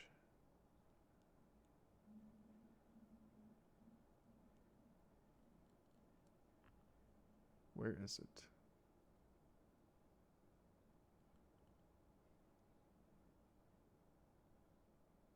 Right here.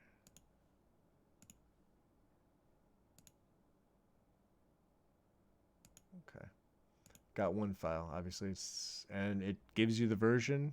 You can preview the file contents. It just tells you that's all that is. DLL plugin. Download manager. Some of them give you warnings that it requires SKSE or another mod. Already looks good. That's beautiful. Plugins. There it is. DLL. Good. We're good to go. What else? More informative console. One of my favorite mods. Should be.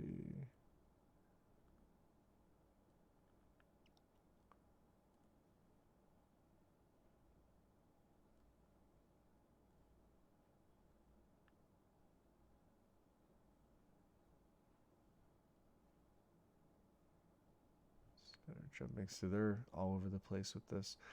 What I was doing was all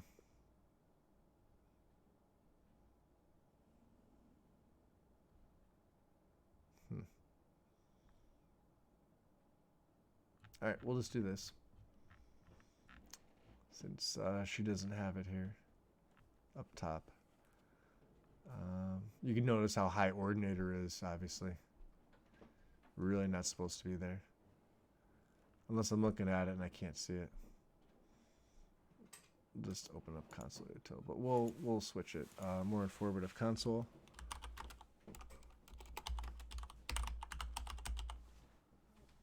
There it is. Bam. Requirements SKSE. It's got 4 files. Do not worry about the miscellaneous. You want to make sure the version of both matches up. That is the main thing here. A lot of this stuff is probably pretty boring, but it's a basic setup. Depending on what you're doing, you're going to need it. So we did stay at home. Console util. Well, that was just up. So I'll just do a quick search. Console util SSE. Yep, one file. Same thing. Download.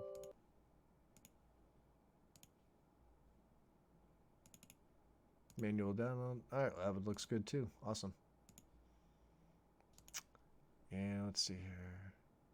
So then I went to I'm walking here. And if you go to her guide, let's see here. So I didn't use dynamic equipment manager. Manage helmet. Basically toggle helmet. I mean, I use the mod over this. I think this one keeps the helmet off permanently. But I like to toggle the helmet. I think it's more immersive. If you're wearing a hood or, lighter heavy helm, or I think face masks can fall under that category, but I think you have to tweak for it. But if you like to have the helmets on, like during travel, or, obviously for battle, you want to have your helmet on while you're in the middle of a fight. Yeah, absolutely. Same thing with mages. You want to toggle the hood off when you're in your, tower or your dungeon or whatever. And, throw the hood back on while you travel. Or in town if you don't want a lot of people to see your face. Helmet toggle does that. So I use that. I don't use dynamic management. I'm walking here. Mod prevents NPCs from pushing you. If you're in the middle of a conversation with an NPC and a follower or another NPC, just, how they get behind you and they shove you to the side and then you can no longer see the NPC, then you got to rotate the camera. This is what gets rid of that. So I'm walking here. We're going to load that in. One. Oop. Yep, SKSE. It's all it requires. And you'll notice a lot of these are the same. Just, make sure the game version and that are identical. Yes. Downloaded. Manual. This one looks good too. Awesome. We're off to a really good start with that. Let's see here. Scaleform translation ++. Where are you? couple of the other ones here. Private Profile Redirector SE, faster game start. This is awesome if you are not using an EMB. If you're using an EMB, do not use this. I found that it crashes. It does what it says it does. It speeds up game start by storing any files in memory instead of opening. With EMB, most EMBs will tell you not to use this. Or if you have it installed, uninstall it or deactivate it. Plugins enables native translation nesting presented within Sky UI, as well as English fallbacks. You need this for a couple of other mods. It's a requirement. Mods requiring quick loot, Sky UI, AOI, that's right. And whose quest is it anyway? I use this one, so I need it, unfortunately. Whose quest is anyway is fantastic. Basically it tells you all of the quest items you've picked up, who they belong to, and it kind of expands the dialogue or the dialogue box, the lines of dialogue in there, just so you could see. So did I download that yet? Okay, hope that didn't download twice. There it is. Skill form. That one looks good too. You can plugins. There it is, another DLL plugin. Okay, activate that. Skyrim skill and capper. This one's going to be interesting. Where are you? Right here. Main file. This mod unlocks the skill level caps of 100 and makes some relevant leveling tweaks. This one is interesting. I had this on my last character. Check the requirements real quick. So you'll see the offsite requirement, Shadowman's DLL loader. Don't worry about that yet. We're gonna go to the description. We're gonna read the installation guide and description. Okay, we're gonna do this in a second, but we want this mod installed first. Okay, just make sure set your data directory because this one's not set. Okay, activate it. Now, before I check it, we're going to go back to the description tab here. Scroll down a little bit. So, if you check, well, here I'll activate it. Check is it the file tree? No, you have to open it in Explorer. SKSE, plugins.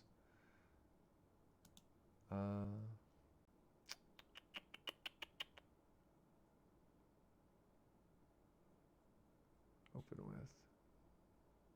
This might not be it.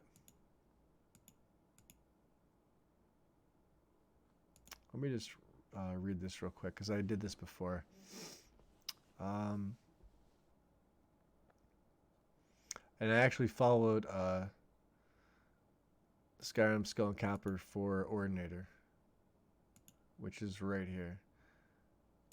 Okay, it requires the uncapper.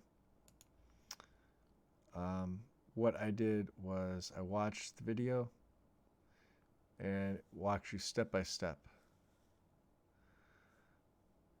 It replaced the INI files generator. So basically, your skill levels peak at 100. They stop.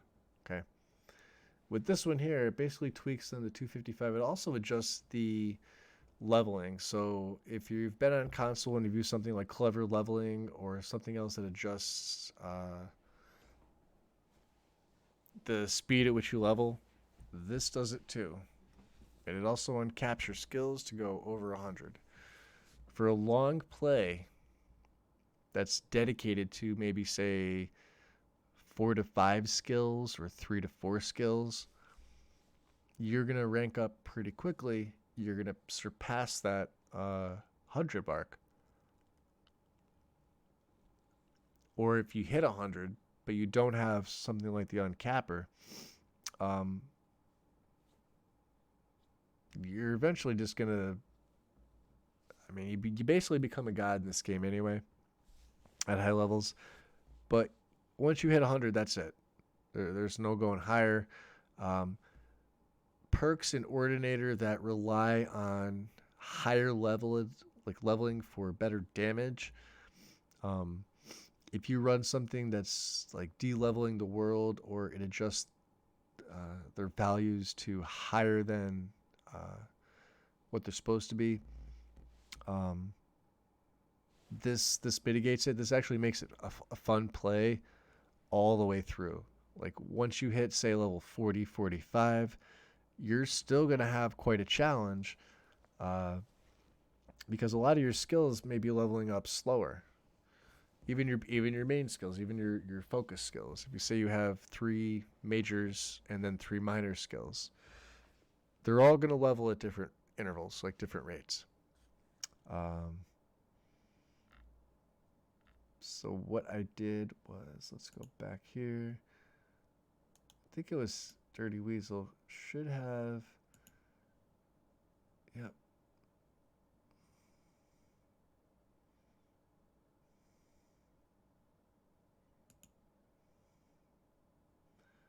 All right, it's just another link for the skill and capper.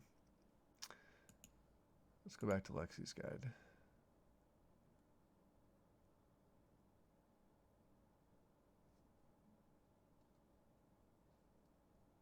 All right.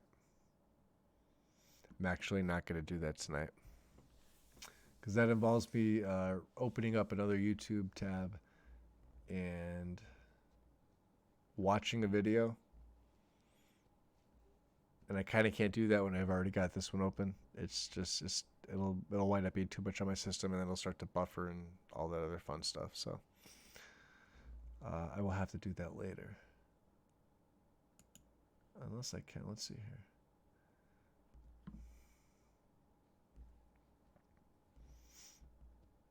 Installation.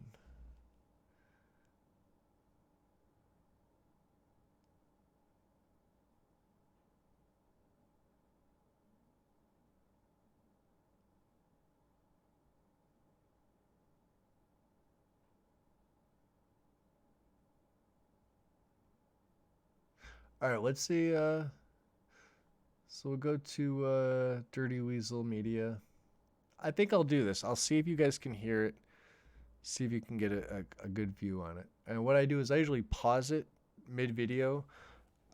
I'm sure there's a lot of you guys that have watched the tutorial video, kept it up, or like watched it on your phone with your PC there, and you go back and forth between the tabs. I'm gonna do that real quick. Because I have Dirty Weasel on mine. I'm sub to him. Okay.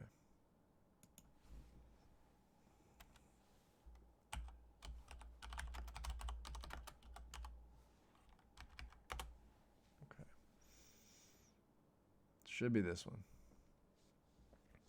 Yep, because I watched it. Okay. We'll see if you guys can see this. Discover automatically matches all the cash back you earn at the end of your first year. It may not load over.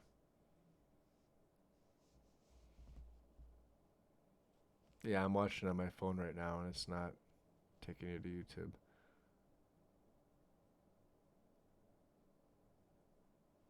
Oh, it might. Hold on. Let me see. I think my my phone's a little bit behind in the chat. Let me just close that up. I'm going to restart YouTube on my phone.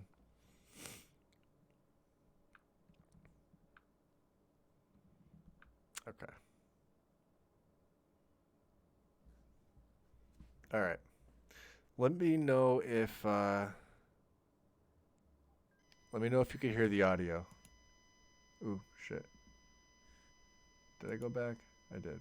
Okay. Let me know if you can hear that audio.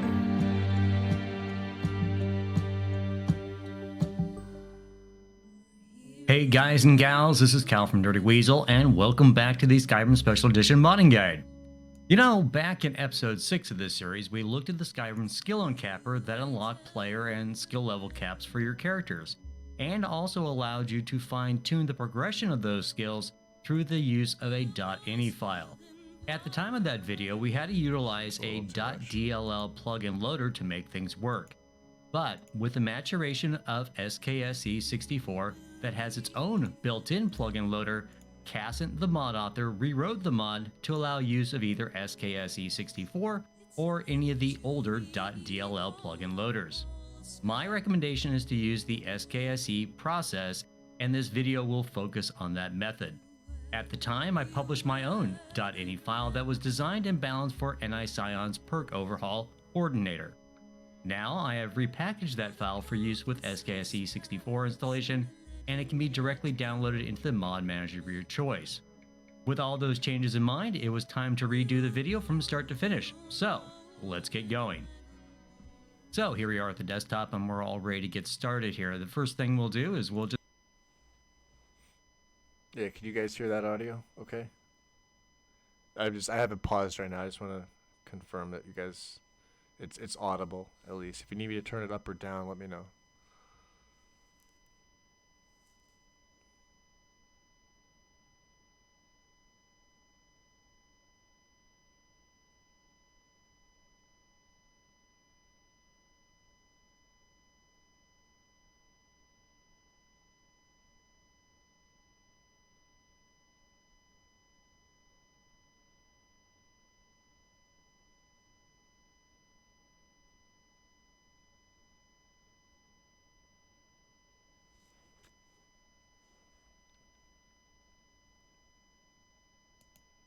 Just go right to the internet and we'll take a look at the Skyrim skill and capper. Yeah, and you can see it is mod number 8889, and it was done by Cassant.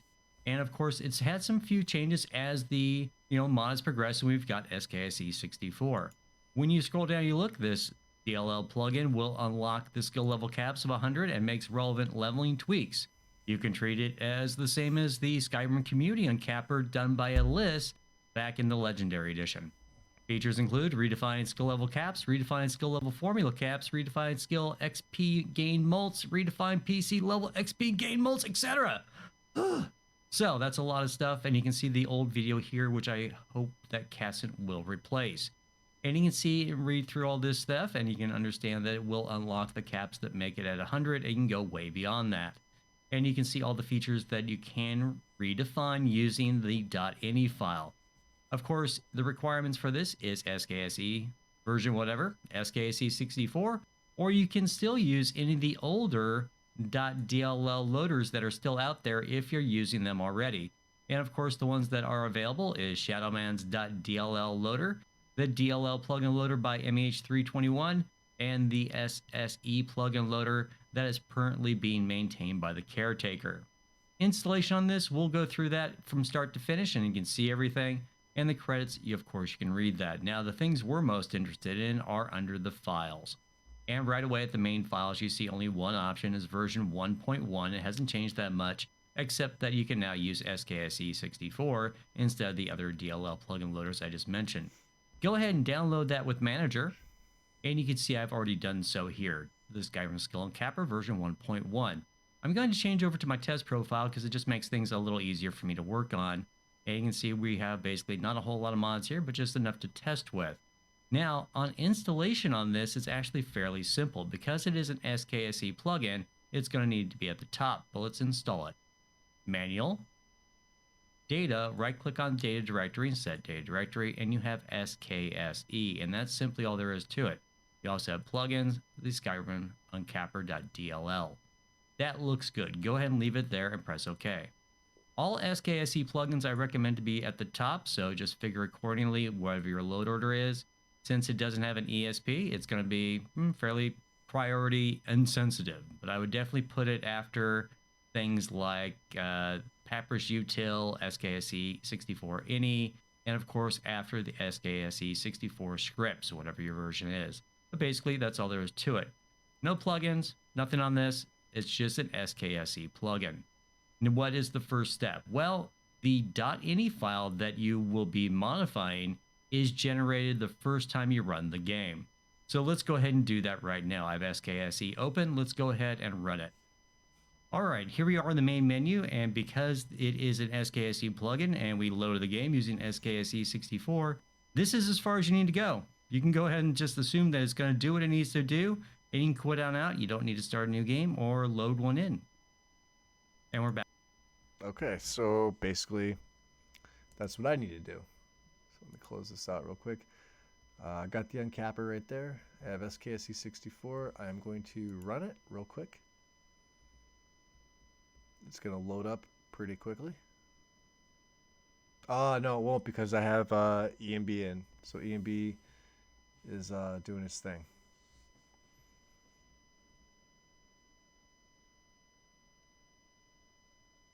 And I'll get a nice little EMB message up in the upper left-hand corner when it loads. Once you load it the first time, it basically compiles the shaders and everything like that. So sometimes takes a little bit. If you're running without one, and then the next time you do it, it's a little bit quicker. So the plus side of running that utility to have the game start a little bit quicker. Unfortunately, it's incompatible with the EMBs. Causes your game to crash. So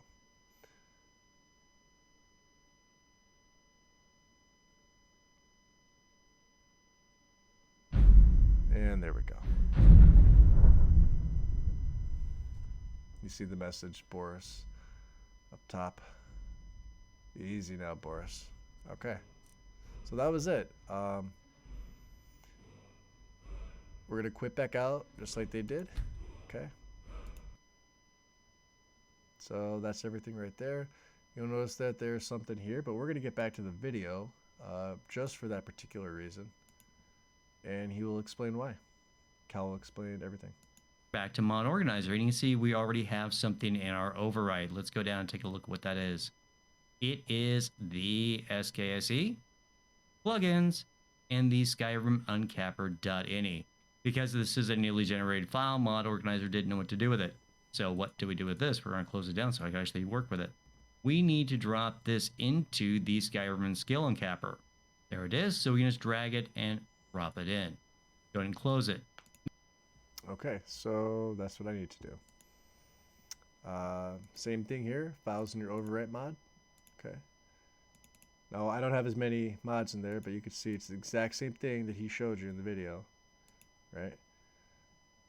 So, let me just backtrack here real quick a tiny bit, just to see. So I can actually work with it.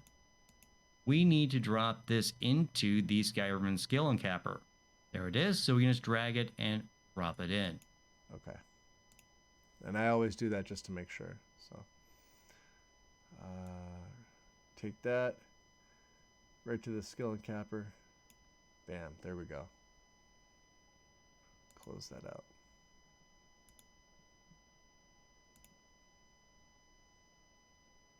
And then I should hit refresh, and that should refresh everything. Why do I still have it in my override? See, this is why I follow videos. Okay. Unless it didn't go.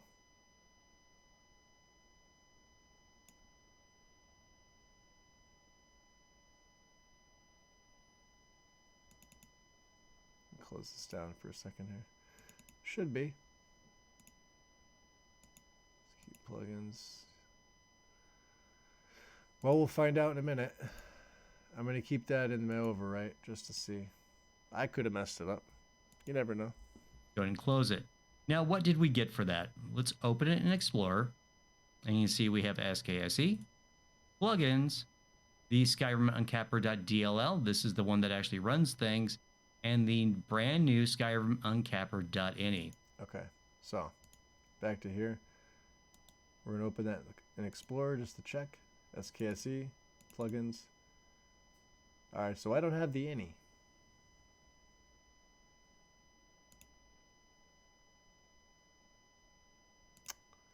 Which is still in my override folder. Now I'm wondering if I could take just this and move this over. Okay. And delete these. Now let's try this and see. Open and explore.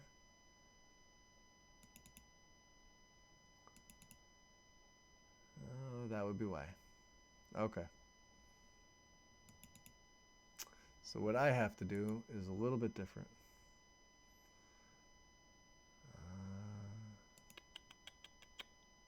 Where is it?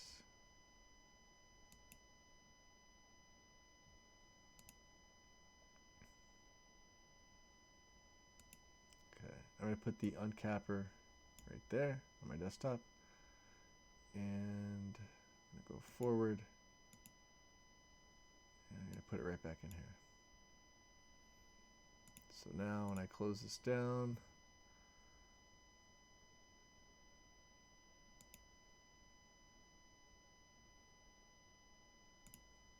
except for my game folder, keep my game folder open like that. Okay. So now when I right click on this, open in Explorer, SKSE plugins, uncapper.ini. Okay. So now it's a little bit better. That's what I wanted. We're going to open this up with Notepad++. You can see is basically... Okay. So I do this often. I go back to the video. So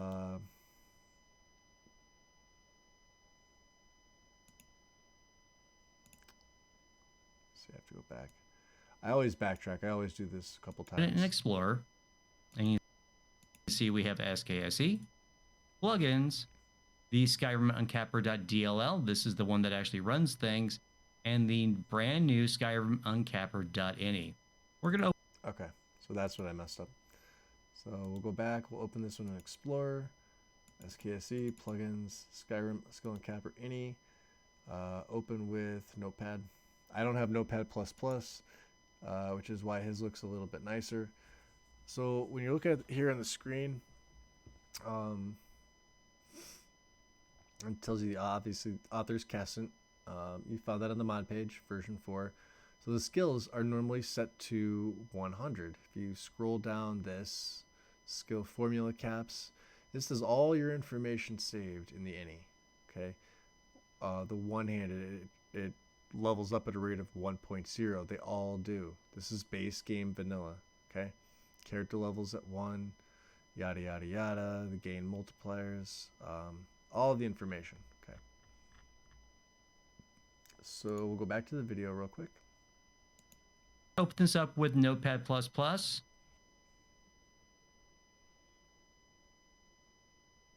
I haven't been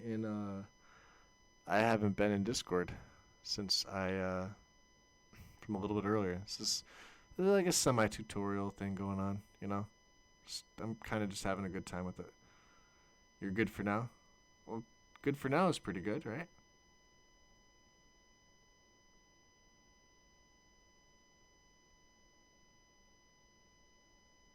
You just realized that you're excited? I have moments like that too. You have a car roof. Remember that.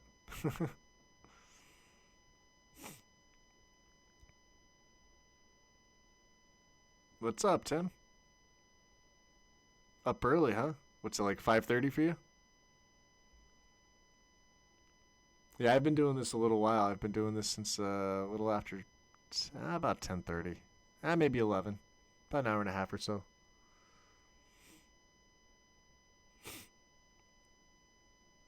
You missed the first one.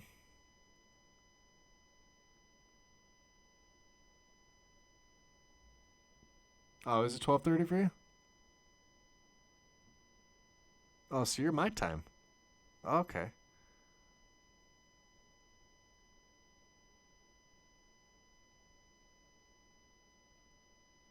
I really should be going to sleep fairly soon. As soon as I finish this, I'm gonna go through a couple more, and then I might be calling it quits because I got that. The Couch Warriors Marathon starts tomorrow at 10 a.m. So I have to be there for the beginning of that, and I'm gonna try and make. I'll probably stop at about 20 hours. I made 22 hours last year, but you know. All right, so I'll go back to the video because this was really important for my last play.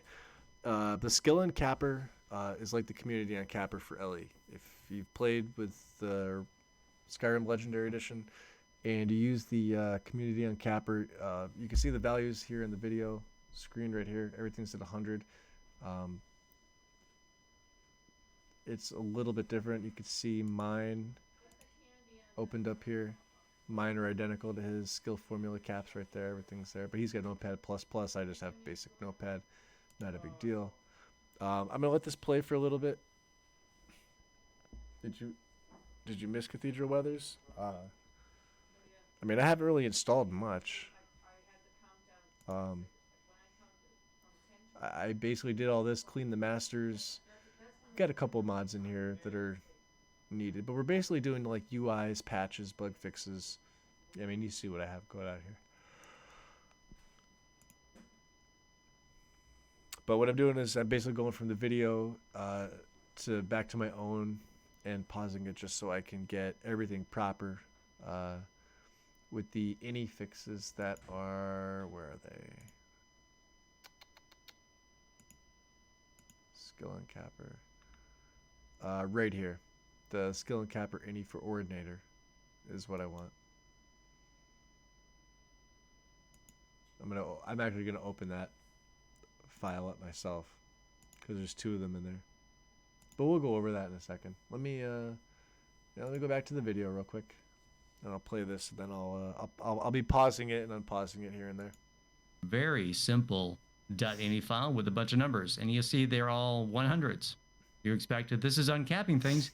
Why doesn't it go over 100? And that's because this is set up for a vanilla profile. In other words, it doesn't actually make any changes. It allows you to make the changes. It is ready for you to use. All right, just keep that in mind. Whenever you see 100s and 1s, that means that they are unmodified across the board. Well, there's a couple different things. You could either start making changes on your own, or you can use one that is pre-made. So we're going to go back to the internet and take a look at our first option. Of course, it's mine. Yay! It's the Skyrim Skill Uncapper.ini for Ordinator, and is mod number 11194. And you can see all the notes and things I put in here, how to install it, all that good stuff. And we can go to the files. There are 2 files on this. There is the Skyrim Skill Uncapper version 1.1 for Ordinator. And you can see it's a manual download only, and that means it's just going to be the .ini file. If you preview the file contents, you can see it's just the uncapper.ini in a 7-zip or WinRAR file format, and you can unpack it and do it as you see fit. The other one is for mod managers, and that's why it's version 1.1M. And you can see it's mod manager download or manual download, but there's no point to doing it. But this file is set up for SKSE64. When you preview the file contents, you will see it is now data SKSE plugins, then the Skyrim uncapper.ini. That means it can be directly loaded into your game through a mod manager without having to cut and paste things. What do I mean by that? Back in the mod organizer, you can see I already have my own uncapper for the Ordinator, but we're also going to show you how to go ahead and use the WinRAR file if you download it manually. You can see it's open in WinRAR. If you look at it, it's just the Skyrim uncapper.ini. Go ahead and drag it out and put it on your desktop. When you have mod organizer like this, and with the Skyrim Skill Uncapper, you would right click, open Explorer, go to SKSE, plugins, the Skyrim uncapper.ini, and you can simply drag and drop it in. It's going to tell you if you want to replace that file, and you can say, sure, why not? And we can see what we get. Open once again with Notepad++, and you see it's vastly different. I've added a lot of notes on what everything does and why it works the way it does. So that's all the green sections right here in Notepad++. But you can see certain sections have a lot of modifiers to them. You can see you can have modifiers based off of character level for skill progression or skill level for skill progression. And these multipliers will change as you gain more skill, and perks that you receive per level will change depending on your skill level. So basically, that's how that works. You can either do it manually. We're going to assume that's the original one, and we can now go ahead and try to install it through Mod Organizer. And of course, I've already gotten the Mod Manager version. It is in Mod Organizer. And you can see it's this one right here, Skyrim Skill Uncapper, and you have two options for doing so. You can go ahead and select manual and see it's the Skyrim Skill Uncapper.ini for Ordinator, manual. Right-click Set Data Directory, and you can see it's the same file format, SKSE, plugins, and the Skyrim Uncapper.ini. Go ahead and press OK. We're going to activate it. Ignore the update because it's just red and annoying, and we're going to slide it up. And you would place it after the original Skyrim Skill Uncapper, and you can see it is overwriting something.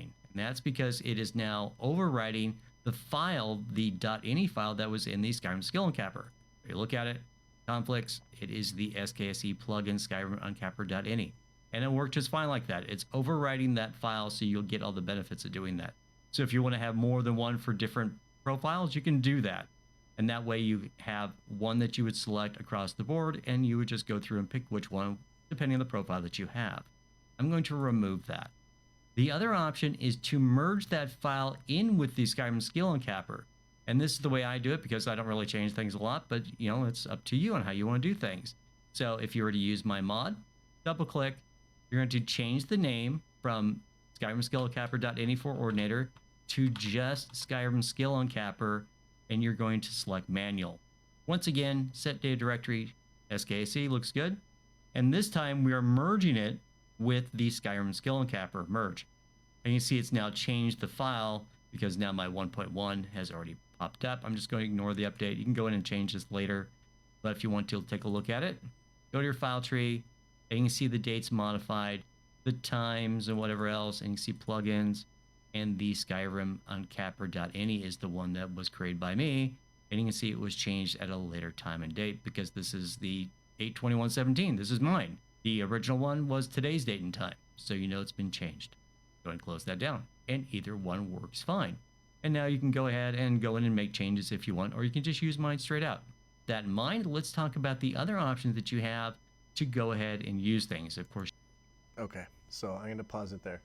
So basically what I'm going to do is, so I'm going to use Cal's, okay? I'm going to do exactly what he did. We have the uncapper already. I'm going to merge just like he did.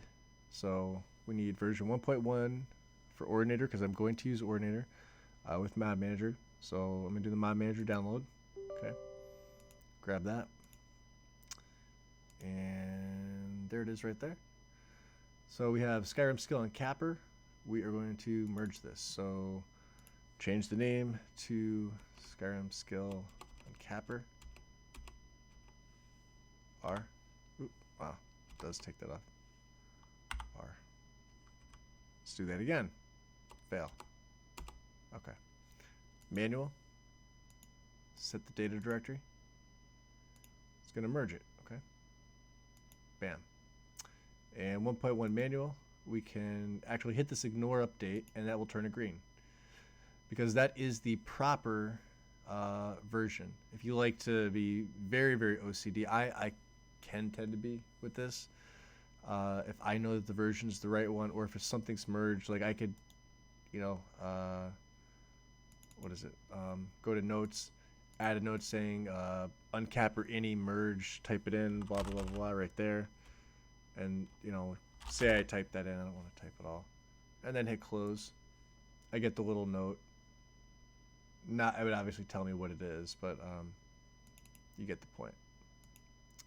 So we're going to delete that. We don't need that in there. Close that out. So go to open in Explorer, SKSE, plugins, the uncapper any. Okay, we're going to right click. We're going to open with Notepad again. And you'll see all of my values have changed. Alchemy 255. These are the skill caps now. They are all set to 255 instead of 100. Skill formulas. Now, I haven't adjusted any of his values. I quite liked how he set them up. How Cal has them set up. Cal from Dirty Weasel Media. I found that in my last playthrough with the Necromancer, the Argonian that I ran, Jinkai, the 86 he had here were perfect. They were absolutely spot on.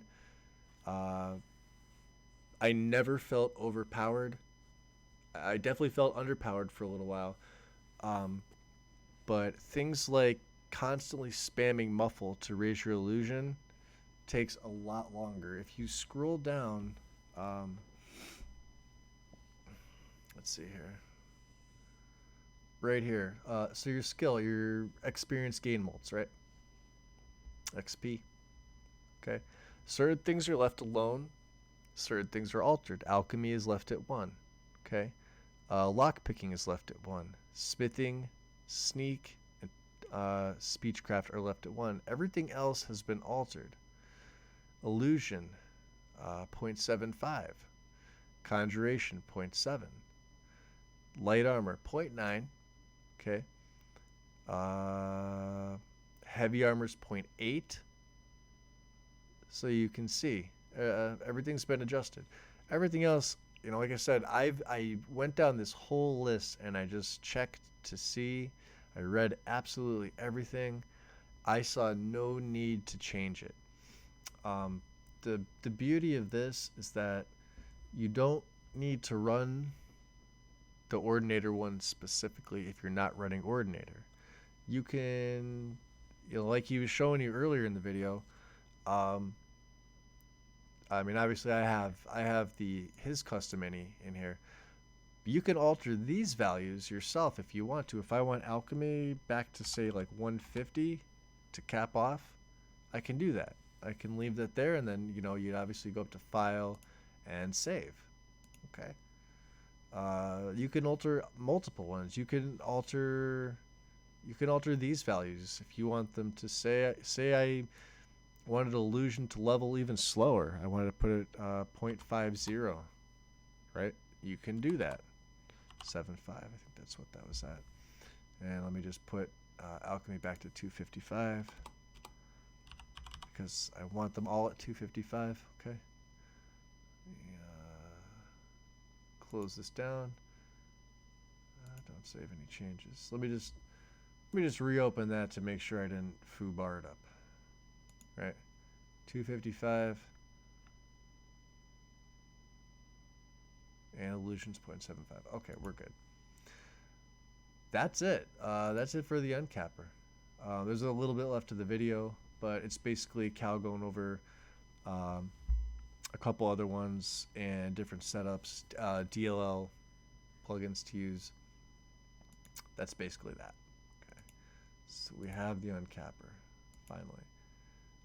That was probably the hardest part of my own setup going down the guide.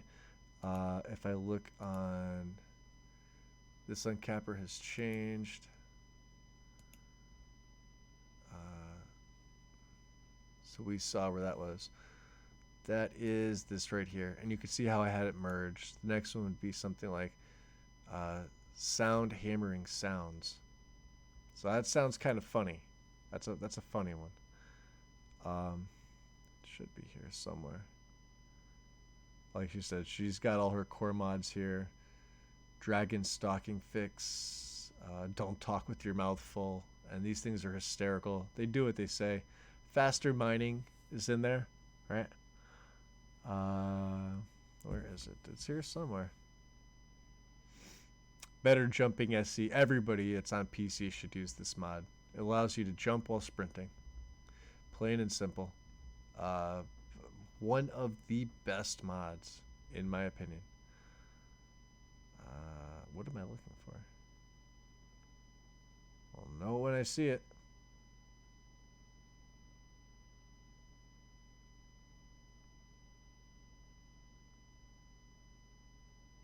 Okay, we definitely passed it. It was probably on the Ash guide. Okay.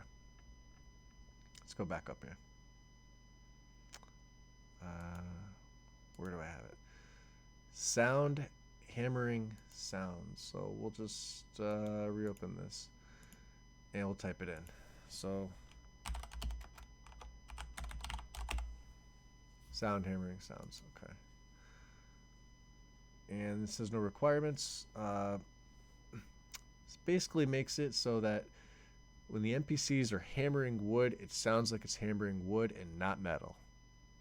Little thing like that, pretty big for immersion, right? I mean, he's clearly hammering wood. He's not hammering metal. So yeah, I throw that in. Performing house repairs or maintenance. So make an appropriate wood sound, right? Little things like this, you know what I mean? It's stuff like this that just makes the game better overall. And then you can see obviously the file structure is good, looks good. Bam.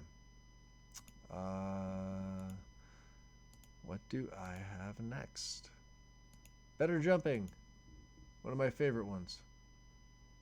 Where are you? You're here. I saw you.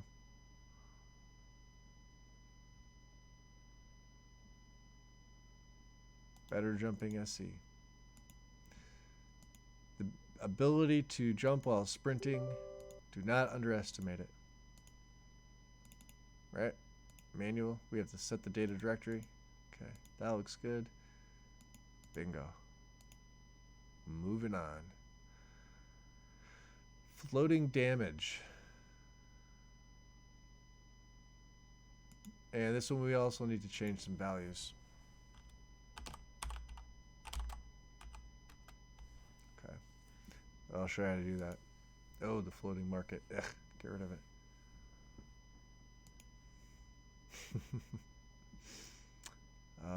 SKSE. Yep, proper version. Mod manager. Download.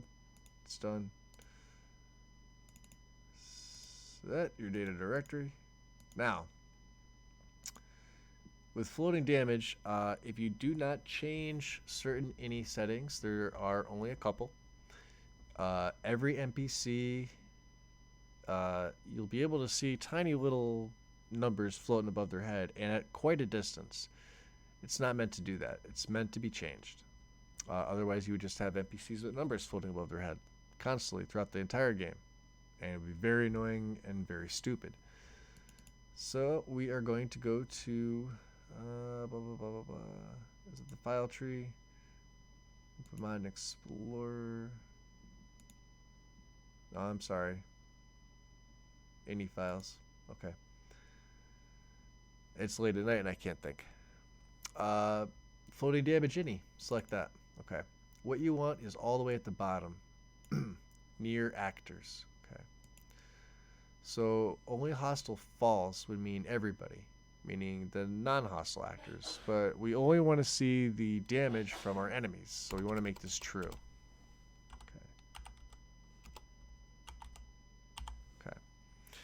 Okay. Near radius is way too high. I believe this is set to 200. 7,000 would be pretty much across the map. Far radius, we don't want to go in too far. 8,000 is way too much. We want 1,000. So the far radius is only 1,000. Obviously, that's for like AoE spells. If you hit them at a distance within that 1,000 radius, yeah, you're going to see or like a damage over time, you'll constantly see their floating damage values popping up above their head. A little bit easier to keep track of damage enemies are taking. I know in LE it had a nice health bar above the NPC. I specifically remember PC Outcast in most of his old LE builds that he did. He did a lot of builds off of, I think, Tamriel Vault, which then either became Skyforge or Skyforge was like a splinter of it. They have some cool builds in there, not too many. I actually published a build or two in there. They're a pretty good resource to use, and they're good resource to build off of, meaning they give you some pretty good ideas for character builds.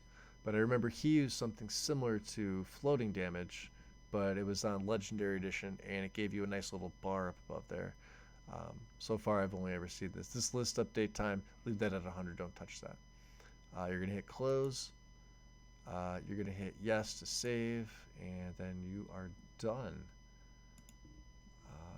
What else? What else? How much longer am I going to go? I have 7 more minutes left. 1 a.m. What's up, Sonar? What patches do you need for Finis? Finis! We can do Finis right now. How about that? Have you run it yet on yours?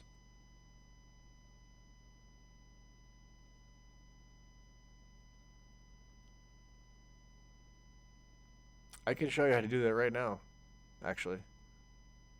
And then I'll just wind up deleting it because I don't do it right towards the end. And if I did it towards the end, it would be a different day. I can do that right now to show you.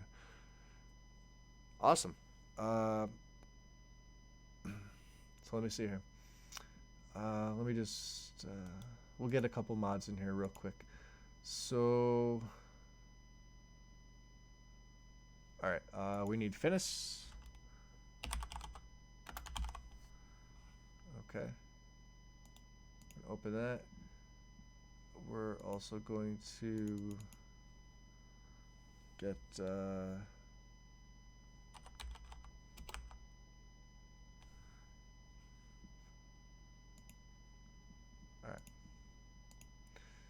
For's New Idol in Skyrim Special Edition. You want Behavior SE 7_5, the main file. Okay. Download that. I also recommend PCA2, player exclusive animations. It requires Sky UI. Oh, we have to get Sky UI. That's right. Hold on. Let's do that. You can see I'm jumping ahead of myself here. Requires SKSE. Bingo. Okay, we're good. Let me download or install Sky UI. Okay. Leave it right there. So the player exclusive animations, we have Finis, we have Sky UI now, SKSE. Okay. This one's only one file. So go back here, we need Finis behavior. Make sure to set your data directory. Install it. It's going to take a second. PCA2. Same thing with this. Set the data directory. It's going to uninstall. Install underneath it. That one takes a little bit. Now, you also need XPMSE.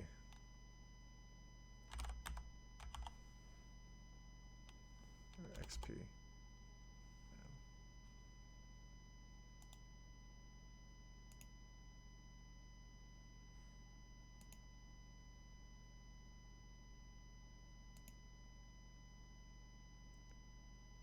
Which we also need race menu for. So let's grab that.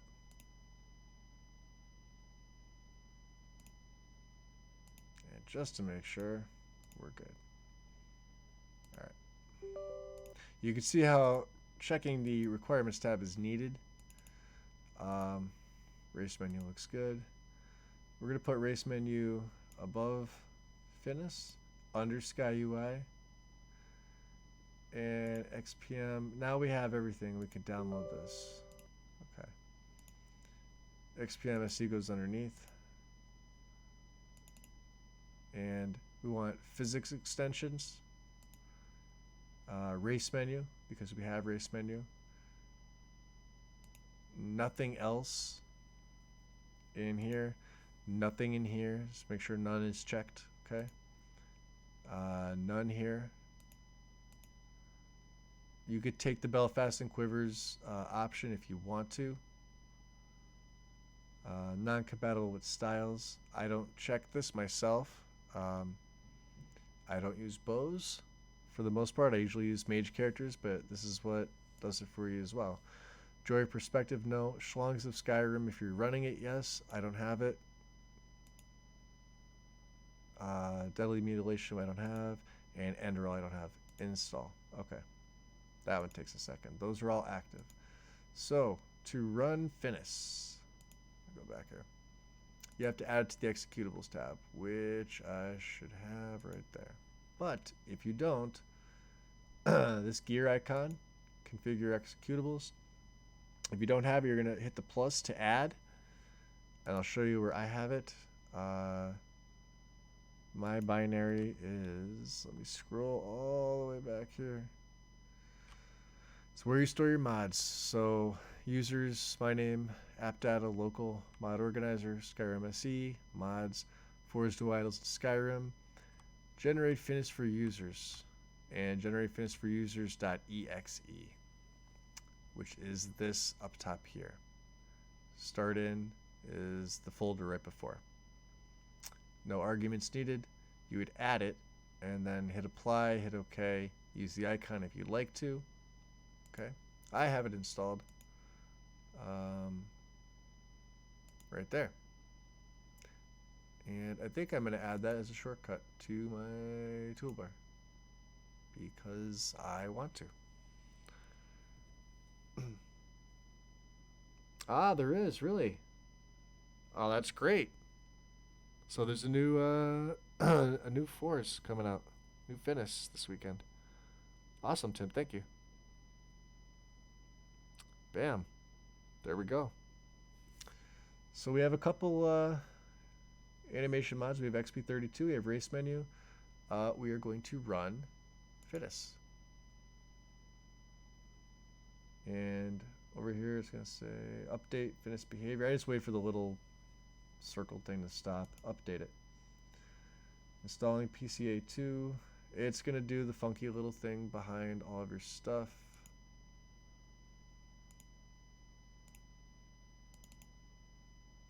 And this is everything. Now you notice I didn't have a lot of anything else in there. Create mod and overwrite. And then I title it, I follow the guide, I just type it this output. Yeah. Activate it, that's it. And you'll see with the plugins, XP is the last one. I messed that up. Let me remove that. And I'll tell you why I messed it up and I'll show you. Let me rerun it. Gender specific animations. Skeleton animation fix. Tick those two boxes. Then update. Now watch what's going to happen. There you go. Now it's doing its thing. I forgot. You got to tick those top two boxes. Stupid me just updated it. That's why it ran so quickly. You can see it's taking a little bit longer. And there we go. Okay. Creature pack not installed. If you do install the creature pack, you won't get this message. It'll either have installed. It may not even have it. I don't know. I've never tried it. Alternate files 721 and 721 animations for 3 mods successfully installed. Do a consistency check. Make sure there is 0 consistency issues. Simply exit. It's going to pop this generate finished for users SE. Create a program shortcut on your desktop. No. Can't. Just hit no. Okay. Now you're going to have all this in your overwrite file. So if I go into overwrite tools, generate finished for users, and then it's got your information here. Scripts would be the same way. Okay. And meshes. Actor, character, animations. All of your stuff. All 721. I scroll all the way down. Look at that. That's it right there. Okay. We want all of them, so just close this down. Overwrite becomes red. Now you right click, create mod. Finish output. And now we can activate it. So that way when you go in here, you go to the file tree, it is everything, right? Meshes, actor, character, animations. Bam, they're all there. Nice, right? Not bad. The jump mod is Better Jumping SE. I'll show you right here.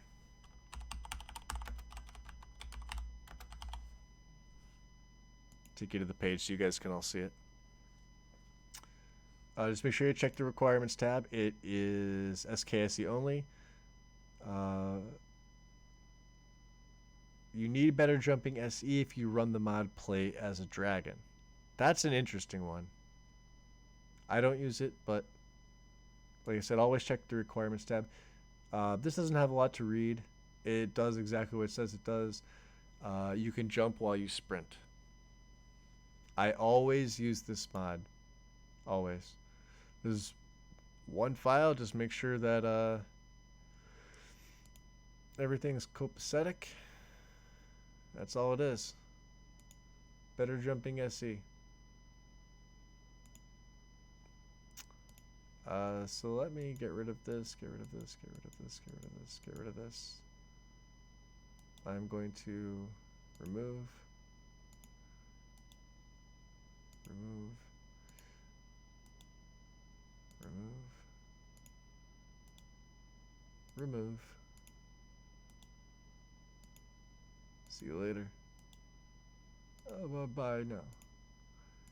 And downloads, let's delete uninstalled for a reason. I like to follow let me see. So yeah, we're still at 685 gig because all these mods are tiny. It's after 1 a.m. So I am actually gonna try and get a couple hours sleep. Well, not right yet. I'm actually gonna pop into Discord for a little while, unless you guys want to see a couple more core mods like these ones that I'm doing right now. Yeah, it's extended. Yep. Let me see. So I'll go off the better. So if you're on SC Sonar, just type in X. Hold on. Wow, I can't type. XP. And then you'll see it right at the top. 32 maximum scale XPMS SSE. So you can open this. You know, check out the nudie stuff if you want. Make sure, like I said, you had 4's race menu and SKSE 64. They all require. So like how you saw me download that, all those mods, because it is required.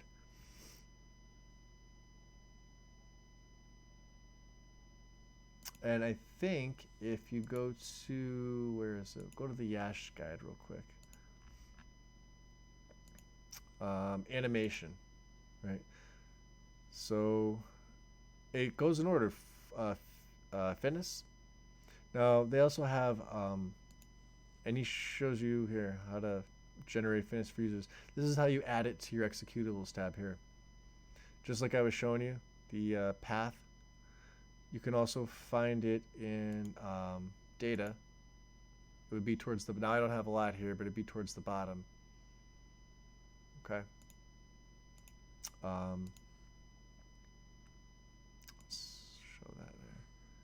Animation. So CBBB, XP32 maximum skeleton. SOS race menu. So SOS race menu ESP plugin is a dummy file loaded to use the BSA. Remember, dummy files means there's nothing inside it, because that doesn't really matter if the plugin is in form 43 or 44. Why there's a tag for conversion, you ask? Why not? Okay. Don't worry about that. So open this file here just to show you. It is the same one. Okay. It's mod 1988. If you look up in the top there, that's the mod number.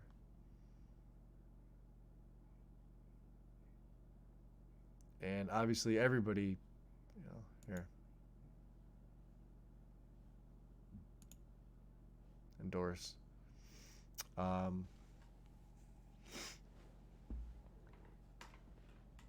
Endorse the mods that you like. Endorse the mods you use. Did that help, Sonar, seeing it live?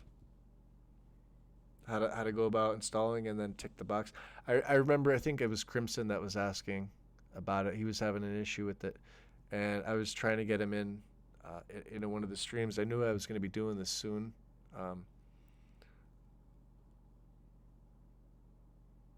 You could pick options. Let me go back to Yash real quick. So here at even Yasha's in the full mod, pick physics extensions. You need that. Pick race menu because obviously you need race menu with 4s. Okay. And then you just go page by page. They select none, none, none. Pick Schlongs of Skyrim if you use it because SOS is actually needed for some mods if you're following the guide. I don't like looking at dongs all day, so I don't pick it. You can if you want to. It's actually not that bad of a mod. I mean, like it's not like we haven't seen naked people before. You know what I mean? It's just in a video game. But that mod is actually required for either some animations or some of the armor mods for some of the guys. But like I said, I don't use it because I've been playing the base game. And honestly, I think like if my character was getting naked and I was running, say, an evil necromancer, I don't think you'd want to see shriveled up dong. In my head, that's kind of like, wow, that would be seeing my grandfather at my age now, and that would be weird. So, I don't know. Maybe I'll do a couple more. I'll go off my text here. Where was I? Let me check mod organizer. Floating damage. Okay. I'll do a couple more. To your face. Awesome. Let's go back to the Lexi guide. Where is to your face? I saw this one before. This one's pretty good.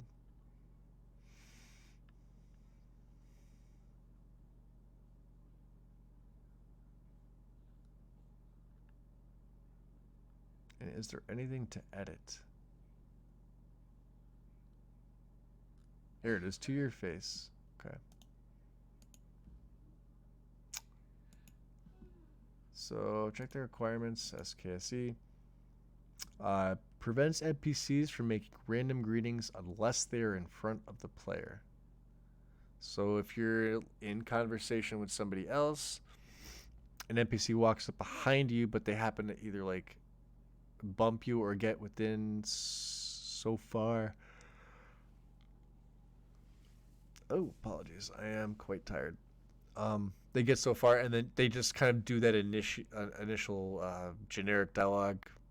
Like they'll say whatever they're scripted to say. This prevents that. You have to be facing them. So make sure it is this version, not VR, not the optional. You want the main one. Okay. And requires SKSE. It just gives you a nice little warning. Download. Manual. Hey, it looks good. Beautiful. All right. Doors. All right. What else? Whose quest is it anyway? This one here. Whose quest is it anyway? So this one requires scale form translation plus plus. Like I said, it was needed for a couple mods. This is one of them. So make sure you have this first. You have SKSE. And let's see. Swaps the item quest items cannot be removed message for a more descriptive message, informing you which quest the item belongs to. So say your hand touches the bacon. Okay, you can't remove it. It just gives you a more immersive message. Trivial mod, maybe, but some of them are kind of interesting, kind of funny, quirky, etc. So I wind up using this now, and it gives you the version and the version for the game and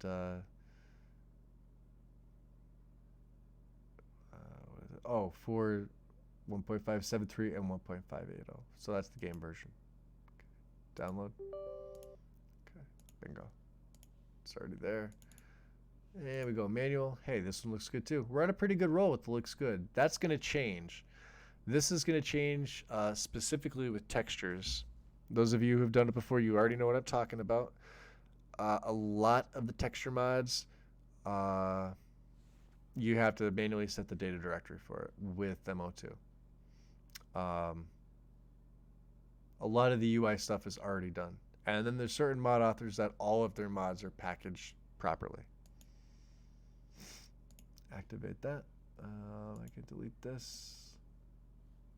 I can delete XP. What else do I have?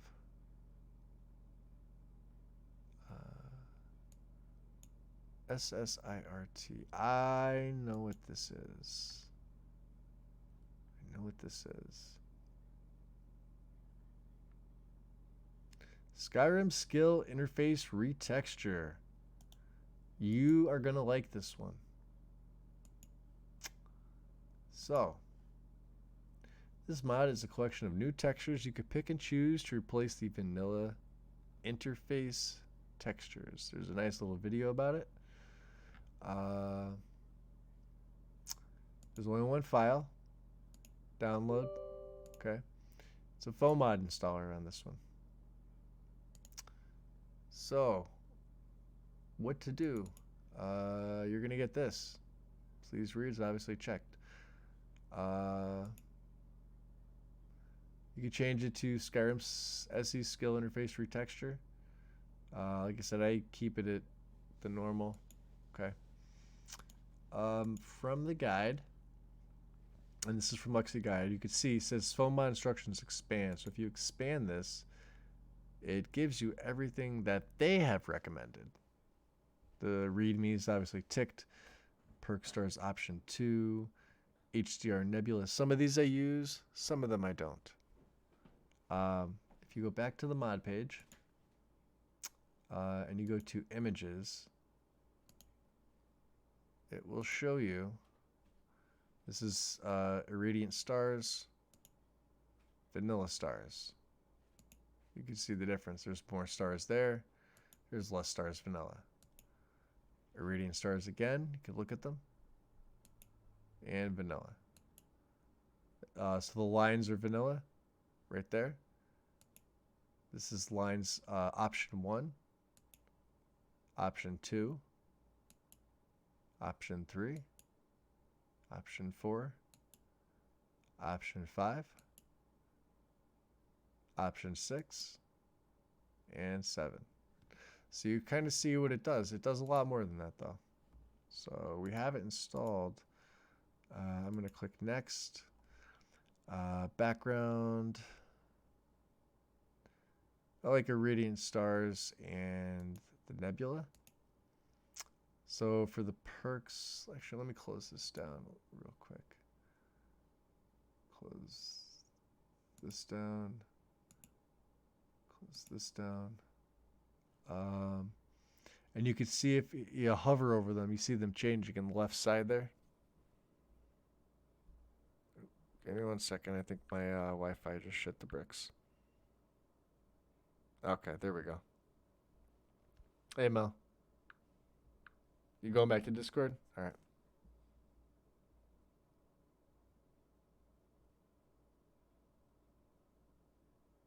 Yeah, it's okay.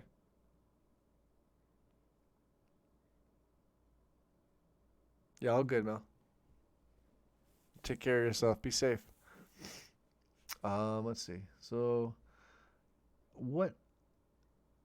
Something like this looks pretty cool. I think I took. There's default. There's option 1. 2 is like mega electricity. I think 3 might have been what I took, or 4.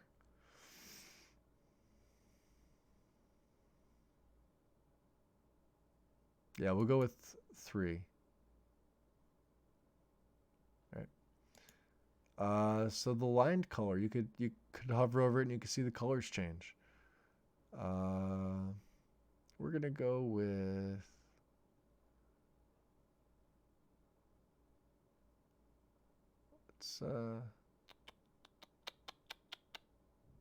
there's blue.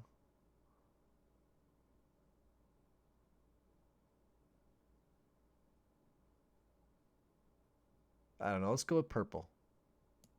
for the hell of it. And then Constellations HD.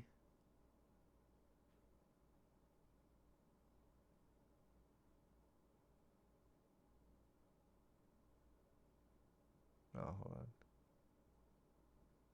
on. Option 3.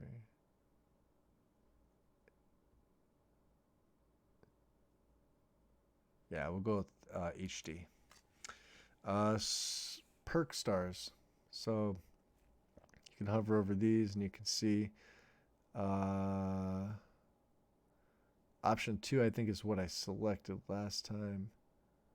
I'm going to select it again. I like that style. Enhanced default. There is default. You can see that. So I like option 2. This is for Dawnguard Moon Stars.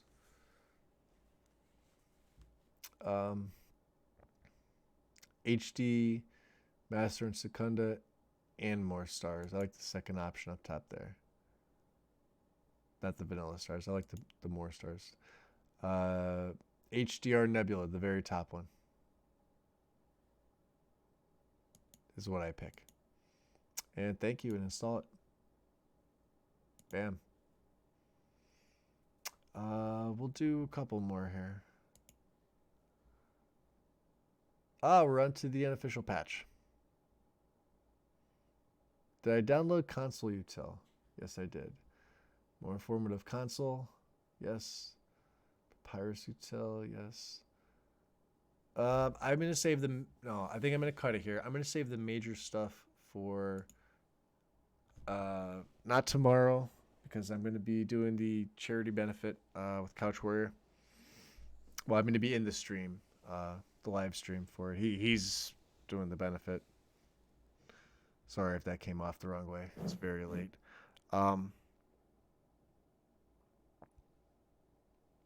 Do I check the little boxes? Just the first two when you run Finis. The very two top boxes, and then you do the generation. And like I said, then it'll go through. Now, if you have other, like if you have, say, the, I think it's the one for creatures. There's another magic one on there too. That's separate from the magic generated by XPMSE. I haven't used it yet, but the animations that you get just from PCEA 2 and Finis itself, the magic just looks amazing. Like the animation really, like it's top notch. You could change that. You could add another one in there too, and place it below or generate it with Finis and add it in there. So you'll have an option in MCM for it. But I generally tend to leave them alone. 721 animations is an insane amount of animations with just those two mods. Finis itself and PCEA 2. And then obviously XPMSE, for stuff like swords on the back and then all the other stuff. And then you could play around the animations they give you in there. So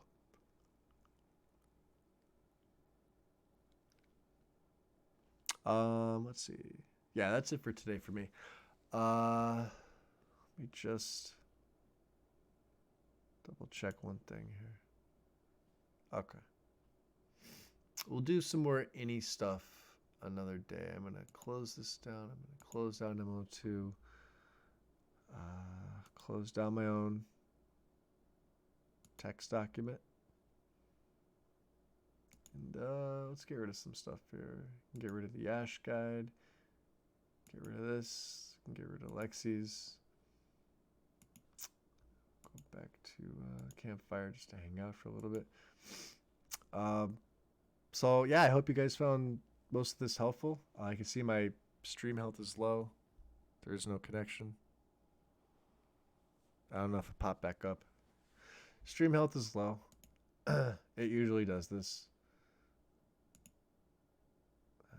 That was the day ago. I could delete that, and I could delete that. Looks like my temps are still good. I don't know why YouTube does this. Not receiving enough video to maintain smooth streaming, so it shuts it down to me. Not a big deal. But yeah, that's it for me tonight. Couch Warriors thing is tomorrow. Ren linked it in Discord earlier. I think it's in Megaphone. I'm not 100% sure.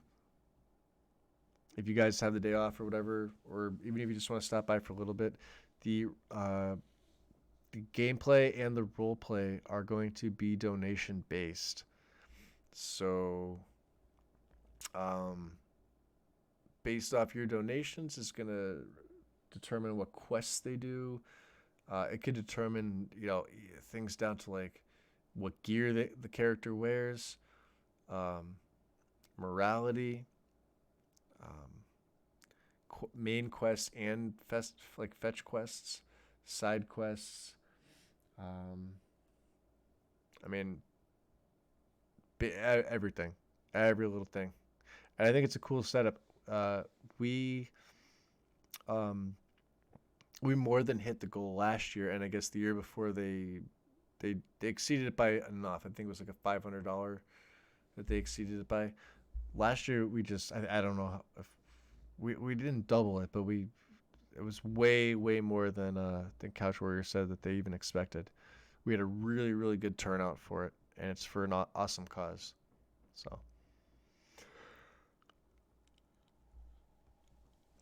with that said, I'm out. I am tired. I need to grab some water, and I need to just veg with the TV on for a little bit. I will pop into Discord. I hope everybody has a good night, or if you're just waking up across the pond, good morning. And I'll see you guys later. Have a good night and enjoy. Bye.